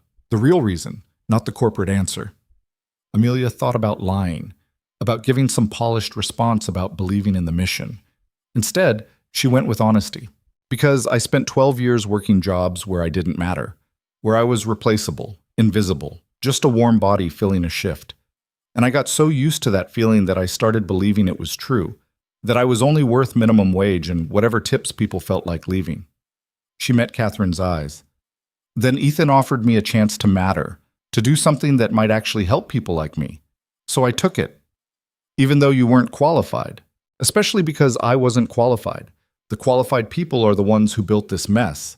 Maybe it takes someone unqualified to see how broken it really is." Catherine was quiet for a long moment. "The data you presented at the board meeting, the turnover costs, the projections, where did you get that?" "Some from Rebecca's HR files, some from industry research, some from talking to employees who actually do the work instead of just managing it from a distance." "And you believe this model scales? That what works at one location will work company-wide?" "I believe that treating people with basic respect and holding managers accountable isn't a revolutionary concept. It's just good business that we forgot how to do." Catherine smiled slightly. "You sound like Ethan." "Ethan sounds like someone who's tired of pretending profit, and people are mutually exclusive." "They often are. Only if you run the company badly." That got a real smile. Catherine pulled out her phone, made a note. "I'm not making any promises, but I'm not voting with Robert next week. Not yet." "Why not?" "Because I've been on this board for 6 years, and in that time we've prioritized shareholder value over everything else. It's made us rich. It's also made us short-sighted." She stood up, gathering her coat. "Maybe it's time we tried something different, even if it comes from a waitress with a laptop." She left before Amelia could respond. The board meeting was scheduled for Thursday at 10 a.m. Amelia spent Wednesday night preparing presentation materials, running numbers, rehearsing responses to every possible objection. Ethan found her in her office at midnight, surrounded by printouts and empty coffee cups. "Go home," he said. "I'm almost done." "You're exhausted. The presentation doesn't matter if you're too tired to deliver it." She looked up at him. "What if we lose?" "Then we lose. But at least we'll lose fighting for something that matters." "That's not comforting." "It's not meant to be. It's just the truth." He sat down across from her. "I've been thinking about what happens if the board forces me out. Who takes over? What happens to your position? All of it." "Don't. Let me finish. If they remove me, they'll install someone who reverses everything we've done. All the new managers, the policy changes, the accountability measures, gone. Back to the old system where fear drives decisions and profit justifies everything. So we can't lose. We might not have a choice." He rubbed his face. "But if we do lose, I need you to promise me something. Don't quit. Stay and keep fighting. Document everything. Build the case. Even if I'm not there to back you up." "Ethan, promise me." She wanted to argue, wanted to tell him they'd win, that the data was too strong, that Catherine's uncertainty meant hope. Instead, she said, "I promise." He nodded, stood to leave, paused at the door. "Thank you. For everything. For being honest, for pushing back, for making me remember why I built this company in the first place. Whatever happens tomorrow, that matters." Thursday morning arrived cold and gray. Amelia wore her best suit, the one she'd bought with her first corporate paycheck. Professional armor for corporate battle. The boardroom felt different this time, more tense. Robert sat at the head of the table, looking confident. Catherine sat to his right, expression unreadable. The other board members looked uncomfortable, like they knew they were about to witness something ugly. Ethan walked in and the room went silent. "Let's get started," Robert said.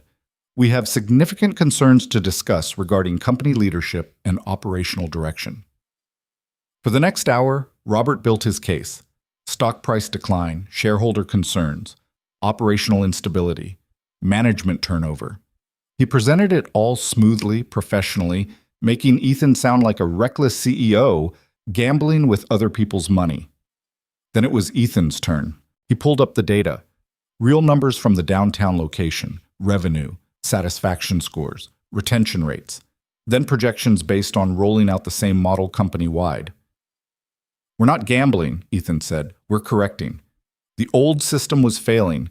High turnover, low morale, legal settlements, reputational damage.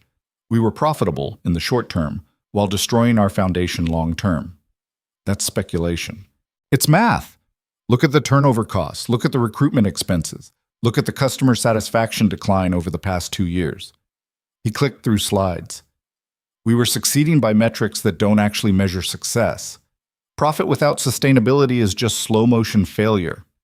Robert leaned forward. And your solution is to trust an untested employee with no corporate experience to restructure our entire operation? My solution is to listen to people who actually understand what's broken instead of executives who benefit from maintaining the status quo. That's insulting. It's accurate. Ethan's voice was ice. You want to talk about my judgment? Let's talk about yours. You sat on this board while we paid settlements to employees we abused, while managers stole tips from minimum wage workers, while good people quit because we created a culture of fear. Where was your concern about judgment then? The room went silent. Catherine spoke next. Ethan, I appreciate your passion, but passion doesn't address shareholder concerns about stability. We need concrete proof this model works, not projections from a single location. Then give me 6 months. 6 months to prove the model, to show real results across multiple locations. If it fails, I'll resign. No fight, no drama. And if we don't give you 6 months, Robert asked, then you force me out now. Install someone who'll reverse everything we've done and watch this company continue its slow decline while pretending quarterly earnings reports mean you're succeeding. Robert smiled coldly.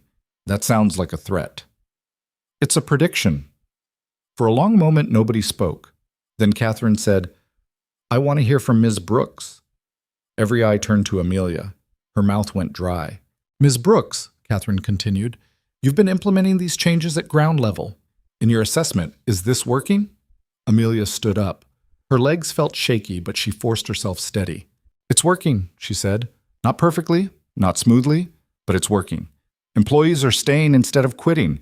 They're reporting problems instead of hiding them. Customers are noticing the difference. She pulled up her own laptop. I have statements from 17 employees at the downtown location.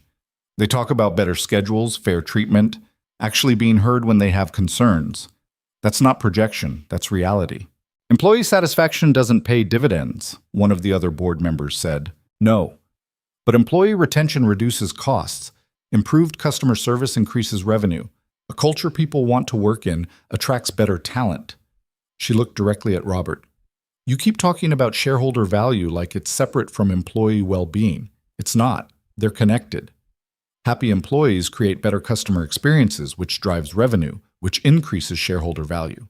It's not complicated. You're oversimplifying. Ipahat. I'm removing the complicated excuses we use to justify treating people badly. She closed her laptop. Look, I get it. I'm not qualified by your standards. I don't have an MBA. I didn't come from McKinsey or Goldman Sachs, but I know what it's like to work at the bottom of a corporate hierarchy. And I know that the metrics you care about, profit, growth, stock price, all depend on people who are currently being treated like they're disposable. So your recommendation is what? Robert's voice was sharp. We run the company based on feelings? My recommendation is we run it based on reality, instead of the polished bullshit that makes it to your quarterly reports. The room went dead quiet. Robert's face darkened. Ms. Brooks. Ah, she's right, Catherine interrupted. We've been operating on sanitized data for years. Everything filtered through executives who want to tell us what we want to hear. Maybe it's time we heard from someone who doesn't care about playing corporate politics. Robert looked at Catherine, then at the other board members. Something passed between them, a power shift Amelia couldn't quite read. I'm calling for a vote, Robert said. All in favor of requesting Ethan Callaway's resignation as CEO. Wait, Catherine's voice cut through. I'd like to propose an alternative. Give Ethan his 6 months, full operational authority to implement his cultural reform. If the numbers don't improve, real numbers, not just employee satisfaction surveys, then we revisit leadership. But if they do improve, we acknowledge that maybe our operational priorities needed correction. That's ridiculous. I'll second it, another board member said. An older woman Amelia didn't know. I've been watching our retention numbers decline for 2 years. If Ethan thinks he can fix it, let him try. Robert's expression went cold. This is a mistake. Then it's our mistake to make. All in favor of Catherine's proposal? 5 hands went up, just enough. Robert didn't raise his hand, neither did 2 others. But it was enough. Motion passes, Catherine said. Ethan, you have 6 months. Make them count. The meeting ended shortly after. Robert stormed out without speaking to anyone. The other board members filed out more slowly, some looking relieved, others concerned. Catherine stopped beside Amelia on her way out. Don't make me regret that vote, Ms. Brooks. I'll do my best. Your best better be exceptional. But she was almost smiling. When the boardroom cleared, it was just Amelia and Ethan. He was still standing at the head of the table, hands braced against the wood, breathing like he'd just run a marathon. We won, Amelia said. We bought time. That's different. It's something. He looked up at her. 6 months. If we can't show results in 6 months, this is over. Then we show results. Amelia, sure? No, we just stood in front of the board and told them we could fix this company. Now we actually have to do it. She grabbed her laptop. So let's get to work. They worked. 6 months felt impossibly short and endlessly long at the same time. Amelia stopped counting days and started counting small victories instead. A complaint resolved fairly. A toxic manager replaced with someone decent. An employee who stayed instead of quitting. The work was brutal. She spent January rolling out the new management model to 4 more locations. February brought a wave of resistance. Managers who resented oversight, employees who didn't trust that things would actually change, executives who undermined her at every opportunity. James Rodriguez was the worst. He'd smile in meetings while quietly telling managers to ignore her policy recommendations. He'd forward her emails to the board with passive-aggressive commentary about operational inexperience. He never confronted her directly, just chipped away at her authority in small, careful ways. In early March, she caught him. One of the new managers called her, upset. James told me the anonymous complaint system is optional, that I don't have to implement it if I think it'll create problems. He said, what? He was really nice about it. Said you mean well, but don't understand restaurant operations. That experienced managers know when to bend corporate policies. Amelia's hands clenched. Did he put that in writing? Email. Want me to forward it? 20 minutes later, she walked into James's office without knocking. He looked up from his computer, startled. We need to talk, she said. Ms. Brooks, I wasn't expecting... You told Greg Patterson the complaint system is optional. His expression smoothed into corporate neutrality. I suggested he use his professional judgment about implementation timing. There's a difference. No, there isn't. The policy is mandatory. You know it's mandatory. You're deliberately undermining it. I'm providing operational context to managers who understand the complexity. Stop. She dropped the printed email on his desk. You can spin this to me all you want, but Ethan's going to see it exactly for what it is. Insubordination, deliberately sabotaging company policy. James's jaw tightened. You're really going to run to Ethan over a difference in management philosophy? This isn't philosophy. This is you protecting the old system because it benefited you. The old system worked. The old system let managers steal tips and harass employees. It worked for you. It destroyed everyone else. He stood up, and for the first time since she'd met him, the corporate mask dropped. You don't belong here. You're a waitress playing executive, and everyone knows it. Ethan might be too blinded by whatever this is between you to see it, but the rest of us aren't fooled. There's nothing between us except trying to fix the company you helped break. Keep telling yourself that. He walked around his desk, got close enough that she could smell his expensive cologne. You think this crusade of yours matters? That you're changing anything? All you're doing is making everyone miserable until the board finally removes Ethan and we go back to running things properly. Then I guess you have 3 months to wait. His smile was cold. I'm counting on it. She took the email to Ethan that afternoon. He read it twice, expression darkening. He's been doing this the whole time, Ethan said quietly. Small resistance, quiet sabotage. I knew he disagreed with the changes, but I didn't realize he was actively working against them. What are you going to do? Ethan was quiet for a long moment. Then he picked up his phone and called HR. Rebecca, I need termination paperwork prepared for James Rodriguez. Today. Amelia's breath caught. You're firing him? I'm firing him. Send him in when you have the paperwork ready. He hung up. Looked at Amelia. This is going to get ugly. James has allies on the executive team, friends on the board. Firing him sends a message that I'm not sure everyone's ready to hear. What message? That I'm serious, that this isn't negotiable, that anyone who actively undermines what we're building will be removed, regardless of tenure or relationships. Good. Send that message. James was terminated 2 hours later. By dinner time, the executive floor was buzzing with speculation and outrage. By the next morning, 2 more executives had submitted their resignations rather than work under the new culture. Ethan didn't try to stop them. "We're hemorrhaging leadership," Michael Tang said during an emergency executive meeting. 3 senior positions gone in 24 hours. This is exactly the instability the board was worried about. "The instability was already there," Ethan replied. "We're just making it visible instead of ignoring it." "And who's going to fill these roles? More waitresses with laptops?" Amelia had been quiet until that moment. "Actually, yes. Jennifer Martinez is interviewing for regional management. Marcus Chen is being considered for multi-location oversight. Both of them have more real operational experience than half the executives who just quit." Michael stared at her. "You're promoting servers to executive positions. I'm promoting people who understand how the company actually functions and care about making it better. Their previous job titles are irrelevant." "The board will never approve." "The board gave us 6 months," Ethan interrupted. "We're using them. If you can't support that, Michael, I'll accept your resignation too." Michael's face went red, but he didn't quit, just sat there, seething. The meeting ended badly, but something had shifted. The executives who remained knew Ethan wasn't bluffing anymore. March became April.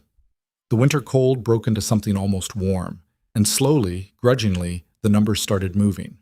Turnover dropped from 40% to 28% company-wide. Customer satisfaction scores climbed. The downtown location, Amelia's test case, hit record revenue while maintaining the lowest turnover in the company.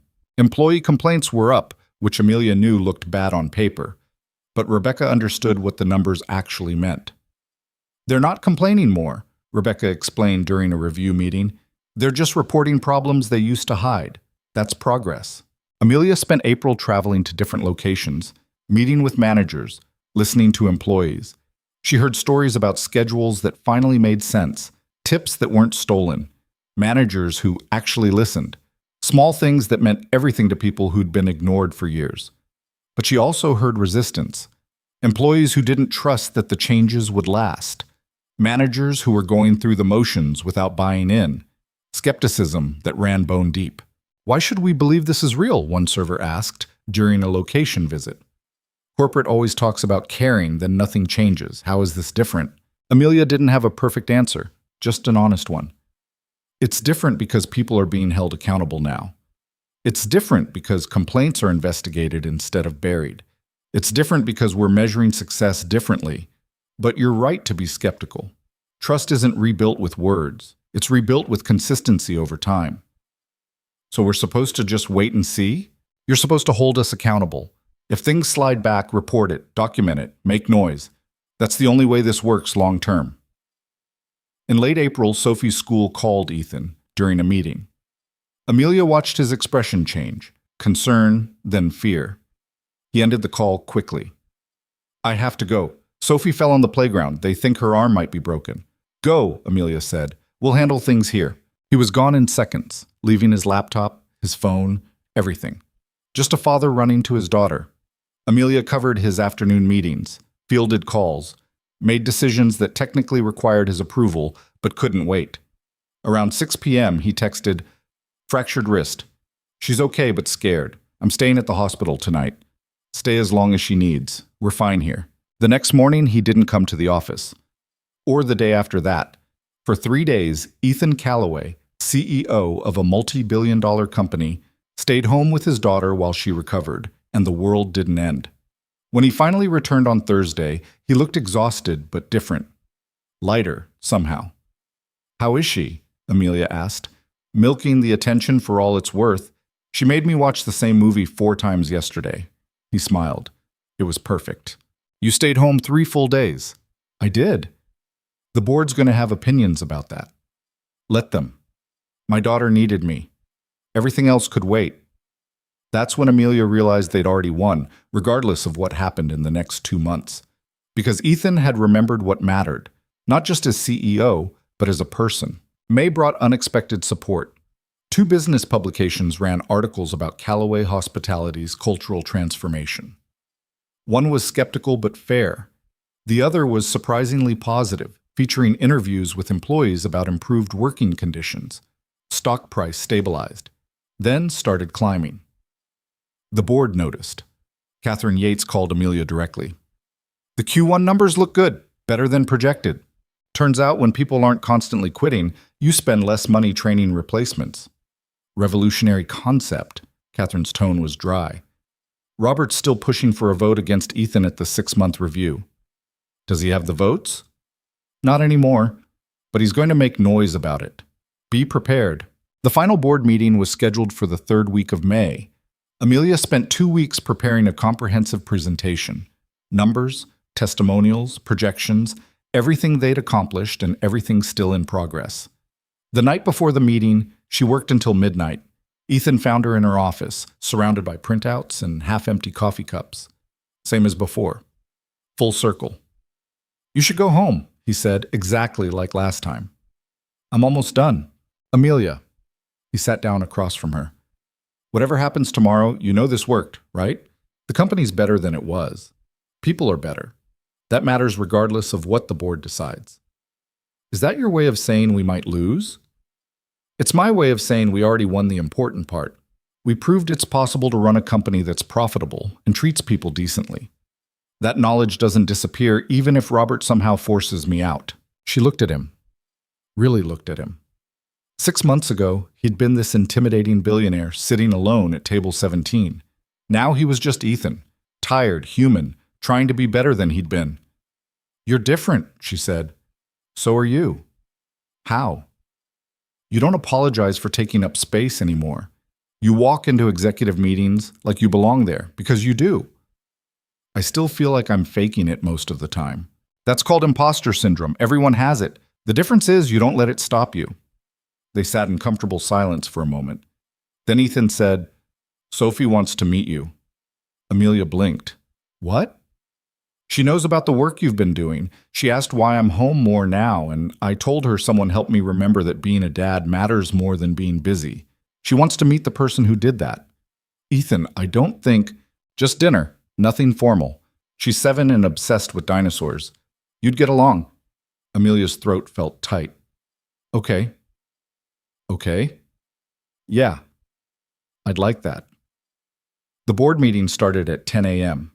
Same boardroom, same expensive table, but the energy was different, less hostile, more curious. Robert sat at the head of the table, expression neutral. Catherine sat beside him, and this time she smiled slightly when Amelia walked in. Ethan presented first. 6 months of data. Retention rates, customer satisfaction, revenue growth, cost savings. Every number pointed the same direction, up. The downtown location is now the most profitable restaurant in our portfolio, Ethan said. Not because we cut costs or increased prices, but because we reduced turnover and improved service quality. Customers notice the difference. They come back more often. They spend more. They leave better reviews. 1 location, Robert said. That's hardly conclusive. 4 locations. We rolled out the model to 3 others in February. All 4 are now in the top tier for profitability and customer satisfaction.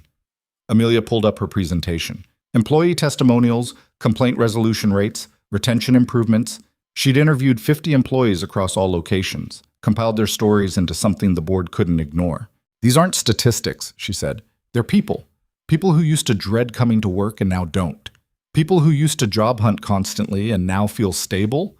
People who talk about their workplace positively instead of just enduring it.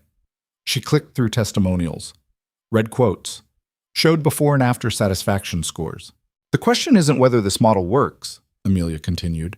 The data proves it works. The question is whether you believe a company can be both profitable and humane, or if you think we have to choose. Robert leaned back in his chair. Ms. Brooks, I appreciate the idealism, but businesses exist to generate shareholder value. Everything else is secondary. Shareholder value depends on sustainable growth. You can't have sustainable growth if you're constantly replacing employees and losing customers to competitors who treat people better. Our competitors aren't implementing these expensive cultural programs. Our competitors are copying us now. I've fielded 3 calls from industry consultants asking about our model. If we abandon it now, we hand them the advantage. That landed. She could see it in the board members' faces. Catherine spoke next. The 6-month trial is complete. The numbers speak for themselves.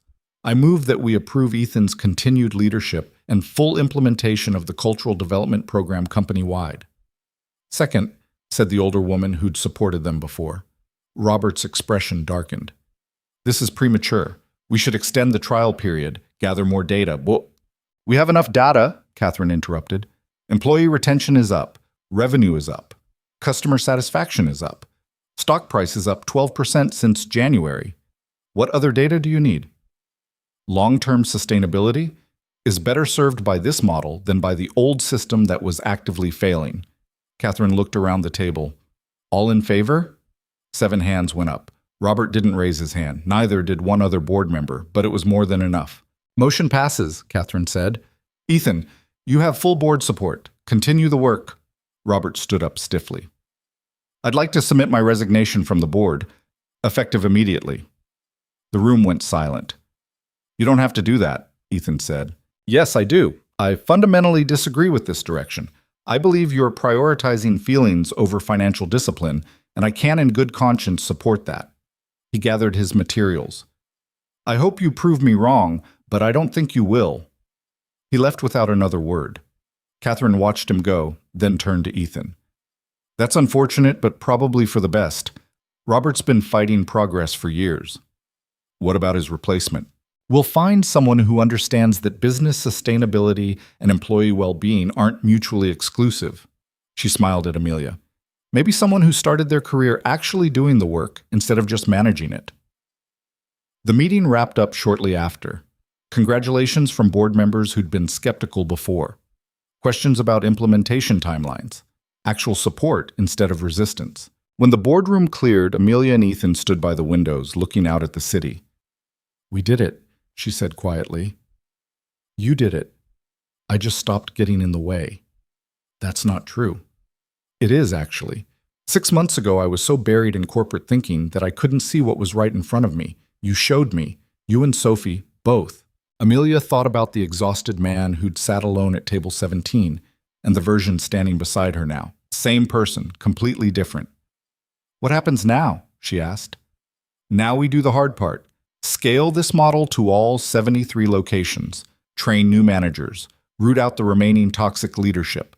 Build something that lasts beyond quarterly earnings reports. Sounds impossible. Probably is. Good thing we're used to impossible. Over the next month, Amelia barely saw her apartment. The company-wide rollout was massive. New training programs, management restructuring, policy implementations across every location. She hired a team to help, promoted Jennifer to senior leadership, gave Marcus oversight of the entire restaurant division. The old guard continued to resist. Some managers quit rather than adapt. Others were fired for refusing to implement the changes. It was messy and painful and necessary. But slowly, the culture shifted. Complaints were taken seriously. Employees spoke up without fear. Managers led instead of intimidated. The company started feeling less like a machine and more like a collection of humans trying to do decent work. In late June, Amelia got a call from the restaurant where it all started. Marcus. You need to come down here, he said. Tonight. Around 7. Why? What's wrong? Nothing's wrong. Just come. She drove to the restaurant confused and mildly anxious. When she walked in, the place was packed, but not with customers, with employees. Current and former, from locations across the city. Marcus stood near table 17, grinning. Surprise! Someone handed her a glass of champagne. Jennifer appeared beside her. We wanted to celebrate, Jennifer said. 6 months ago, this place was a nightmare. Now it's, She looked around. Now it's somewhere people actually want to work. That's because of you. It's because of all of us. Don't do that. Don't minimize it. Marcus raised his glass. To Amelia, who took a job she wasn't qualified for and somehow did it anyway. To Amelia, the room echoed. She felt tears prickling and blinked them back. I didn't do this alone. Ethan supported it. Rebecca helped. You all made it work at ground level. We made it work because someone finally listened to us, a server interrupted. Young kid, couldn't be more than 20. First time in my life, I've had a manager who didn't treat me like I was disposable. That matters. Others echoed the sentiment. Stories about fair schedules, resolved complaints, managers who actually cared, small victories that accumulated into something larger. Amelia looked at table 17, empty now, just a table like any other. 6 months ago, a billionaire had sat there alone, and she'd walked over without fear because she'd had nothing to lose. Now she had everything to lose, and somehow that made her braver instead of more afraid. Ethan showed up around 8, Sophie in tow. The little girl had a bright pink cast on her wrist and was currently explaining dinosaur facts to anyone who'd listen. "You threw me a party," Amelia said when he reached her. "Marcus threw you a party. I just provided the budget." "Still," Sophie tugged on Amelia's sleeve. "Are you the one who made my dad stop being grumpy all the time?" Amelia laughed. "I helped maybe, but he did most of the work. He's way better now. We went to the zoo last weekend, the whole weekend, no phone calls or anything." Sophie's expression was serious. "That was really good." "I'm glad." Sophie hugged her suddenly, fierce and quick, then ran off to continue her dinosaur lecture series. Ethan watched her go, something soft in his expression. "She likes you." "I like her too. She's got good taste in dinosaurs. She gets that from her mother." He paused. "Thank you for everything. For pushing me, for calling me out when I needed it, for not letting me hide behind corporate excuses. You would have figured it out eventually. Maybe, maybe not. Either way, you accelerated the process." He looked at table 17. "Feels like a lifetime ago that I sat there thinking I was testing everyone else." "What are you testing now?" "Nothing. I'm just trying to show up. As a CEO, as a father, as a person. Turns out that's enough." They stood together, watching employees celebrate, watching Sophie explain something enthusiastically to Marcus, watching this small piece of the world they'd helped make better. Amelia had spent 30 years believing she needed to earn her place in the world through perfection and endless work. That her worth was conditional, always one mistake away from evaporating. She was still learning that wasn't true. Still fighting the voice that said she didn't deserve this, the success, the respect, the feeling of mattering. But she was learning. And maybe that was the real lesson hiding in all of this. That worth wasn't something you earned through suffering or proved through exhaustion. It was something you claimed by showing up honestly, by refusing to shrink yourself to fit other people's expectations, by believing that your perspective mattered even when everyone told you it didn't. The company would keep changing. Some changes would stick, others would need adjustment. There would be setbacks, resistance, failures. Nothing was fixed forever. But for tonight, in this restaurant that had transformed from a place of fear to a place of possibility, Amelia let herself feel proud. Not of being perfect, she'd never be perfect, but of being brave enough to try. 3 months later, the company's annual report showed record profits alongside record employee retention. Business publications ran features about the turnaround. Other companies started reaching out, asking for consulting on cultural transformation. Amelia hired a team to handle the consulting requests. She promoted Rebecca to Chief People Officer. She built systems and processes designed to outlast individual leaders. And she kept showing up. Some mornings she woke up still terrified she'd made a mistake, that someone would realize she didn't belong, that everything would collapse. Those mornings were hard, but she got up anyway. Because the alternative, going back to believing she was only worth minimum wage and whatever validation people felt like giving, that wasn't an option anymore. She'd tasted what it felt like to matter, to build something meaningful, to help people instead of just serving them. There was no going back from that. On a random Tuesday in September, almost a year after Ethan first walked into the restaurant, Amelia found herself at table 17 again. Marcus had insisted she come down for lunch, said there was something she needed to see. When she arrived, the table was set for 2, and sitting there reading something on his phone was Ethan. "What is this?" she asked. "Lunch. I ordered for both of us." He gestured to the chair across from him. "Sit." She sat. "You're being weird." "I'm being reflective. There's a difference." He put his phone away. 1 year ago, I sat at this table thinking I was conducting research, testing my employees, diagnosing problems, maintaining control. I remember. You walked over and treated me like a normal customer. No fear, no flattery, just basic human decency. And it broke something open in me. He met her eyes. I'd spent 4 years building walls around myself, around my company, around my relationship with my daughter, convinced that control and distance kept me safe. You didn't accept those walls. You just talked to me like I was a person instead of a position. Where are you going with this? I'm saying thank you for the honesty, for the partnership, for helping me remember who I wanted to be instead of who I'd become. He slid an envelope across the table. And I'm offering you a promotion. She opened it. Chief Cultural Officer. Executive compensation package that made her previous salary look like pocket change. Ethan, before you argue about qualifications or experience, just remember, a year ago you were a waitress who took a job she wasn't qualified for and transformed an entire company. I think you can handle this. She read the offer letter twice, trying to process it. This is an executive position. Yes. I'll be in meetings with the board, making company-wide policy decisions, representing the company publicly. Yes. A year ago I was serving you ribeye, and now you're changing how an entire industry thinks about employee culture. He leaned forward. You've earned this, Amelia.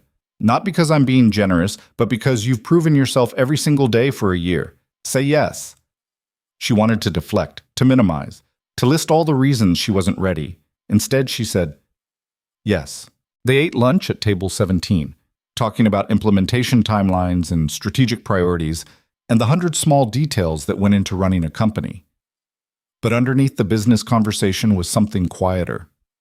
Two people who'd found each other at exactly the right time, when they both needed someone to be honest with them. Not romance. Neither of them was looking for that. Just partnership, friendship, mutual respect between two humans who'd helped each other become better versions of themselves. Sophie wants to know if you'll come to her science fair next month, Ethan said over coffee. What's her project? Something about dinosaur bone density. I didn't follow the details, but she's very passionate about it. I'll be there. Thank you. Fair warning, she'll probably make you judge the other projects too. She's gotten very opinionated about scientific methodology. Wonder where she gets that from. He smiled. No idea. Amelia looked around the restaurant. New staff, better management, completely different energy than a year ago. People laughing, working smoothly together, treating customers well because they were treated well themselves. It wasn't perfect. There were still problems, still complaints, still days when everything felt overwhelming. But it was better. Significantly, measurably better. And that was worth celebrating. She'd spent most of her life believing she needed to be perfect to deserve good things. That one mistake would erase any progress. That her worth was always conditional, always temporary. She was still learning to let that go. Still fighting the instinct to apologize for taking up space. Still working on believing she deserved the success she'd built. But she was getting there. One day, one decision, one moment of choosing courage over fear at a time. And someday, maybe not today, maybe not soon, but someday, she'd fully believe what Ethan and Rebecca and Marcus and all the employees she'd helped already knew. That she'd always been worth more than she was paid. Always been capable of more than she was allowed to do. Always mattered, even when the world treated her like she didn't. She just needed the chance to prove it. And now, sitting at table 17 where everything started, Amelia Brooks, former waitress, current chief cultural officer, permanent believer in second chances, finally understood that she'd given herself that chance the moment she decided to walk over to a difficult customer and treat him with simple, honest respect. Everything else had just been details. The best kind of details. The kind that changed lives, starting with her own.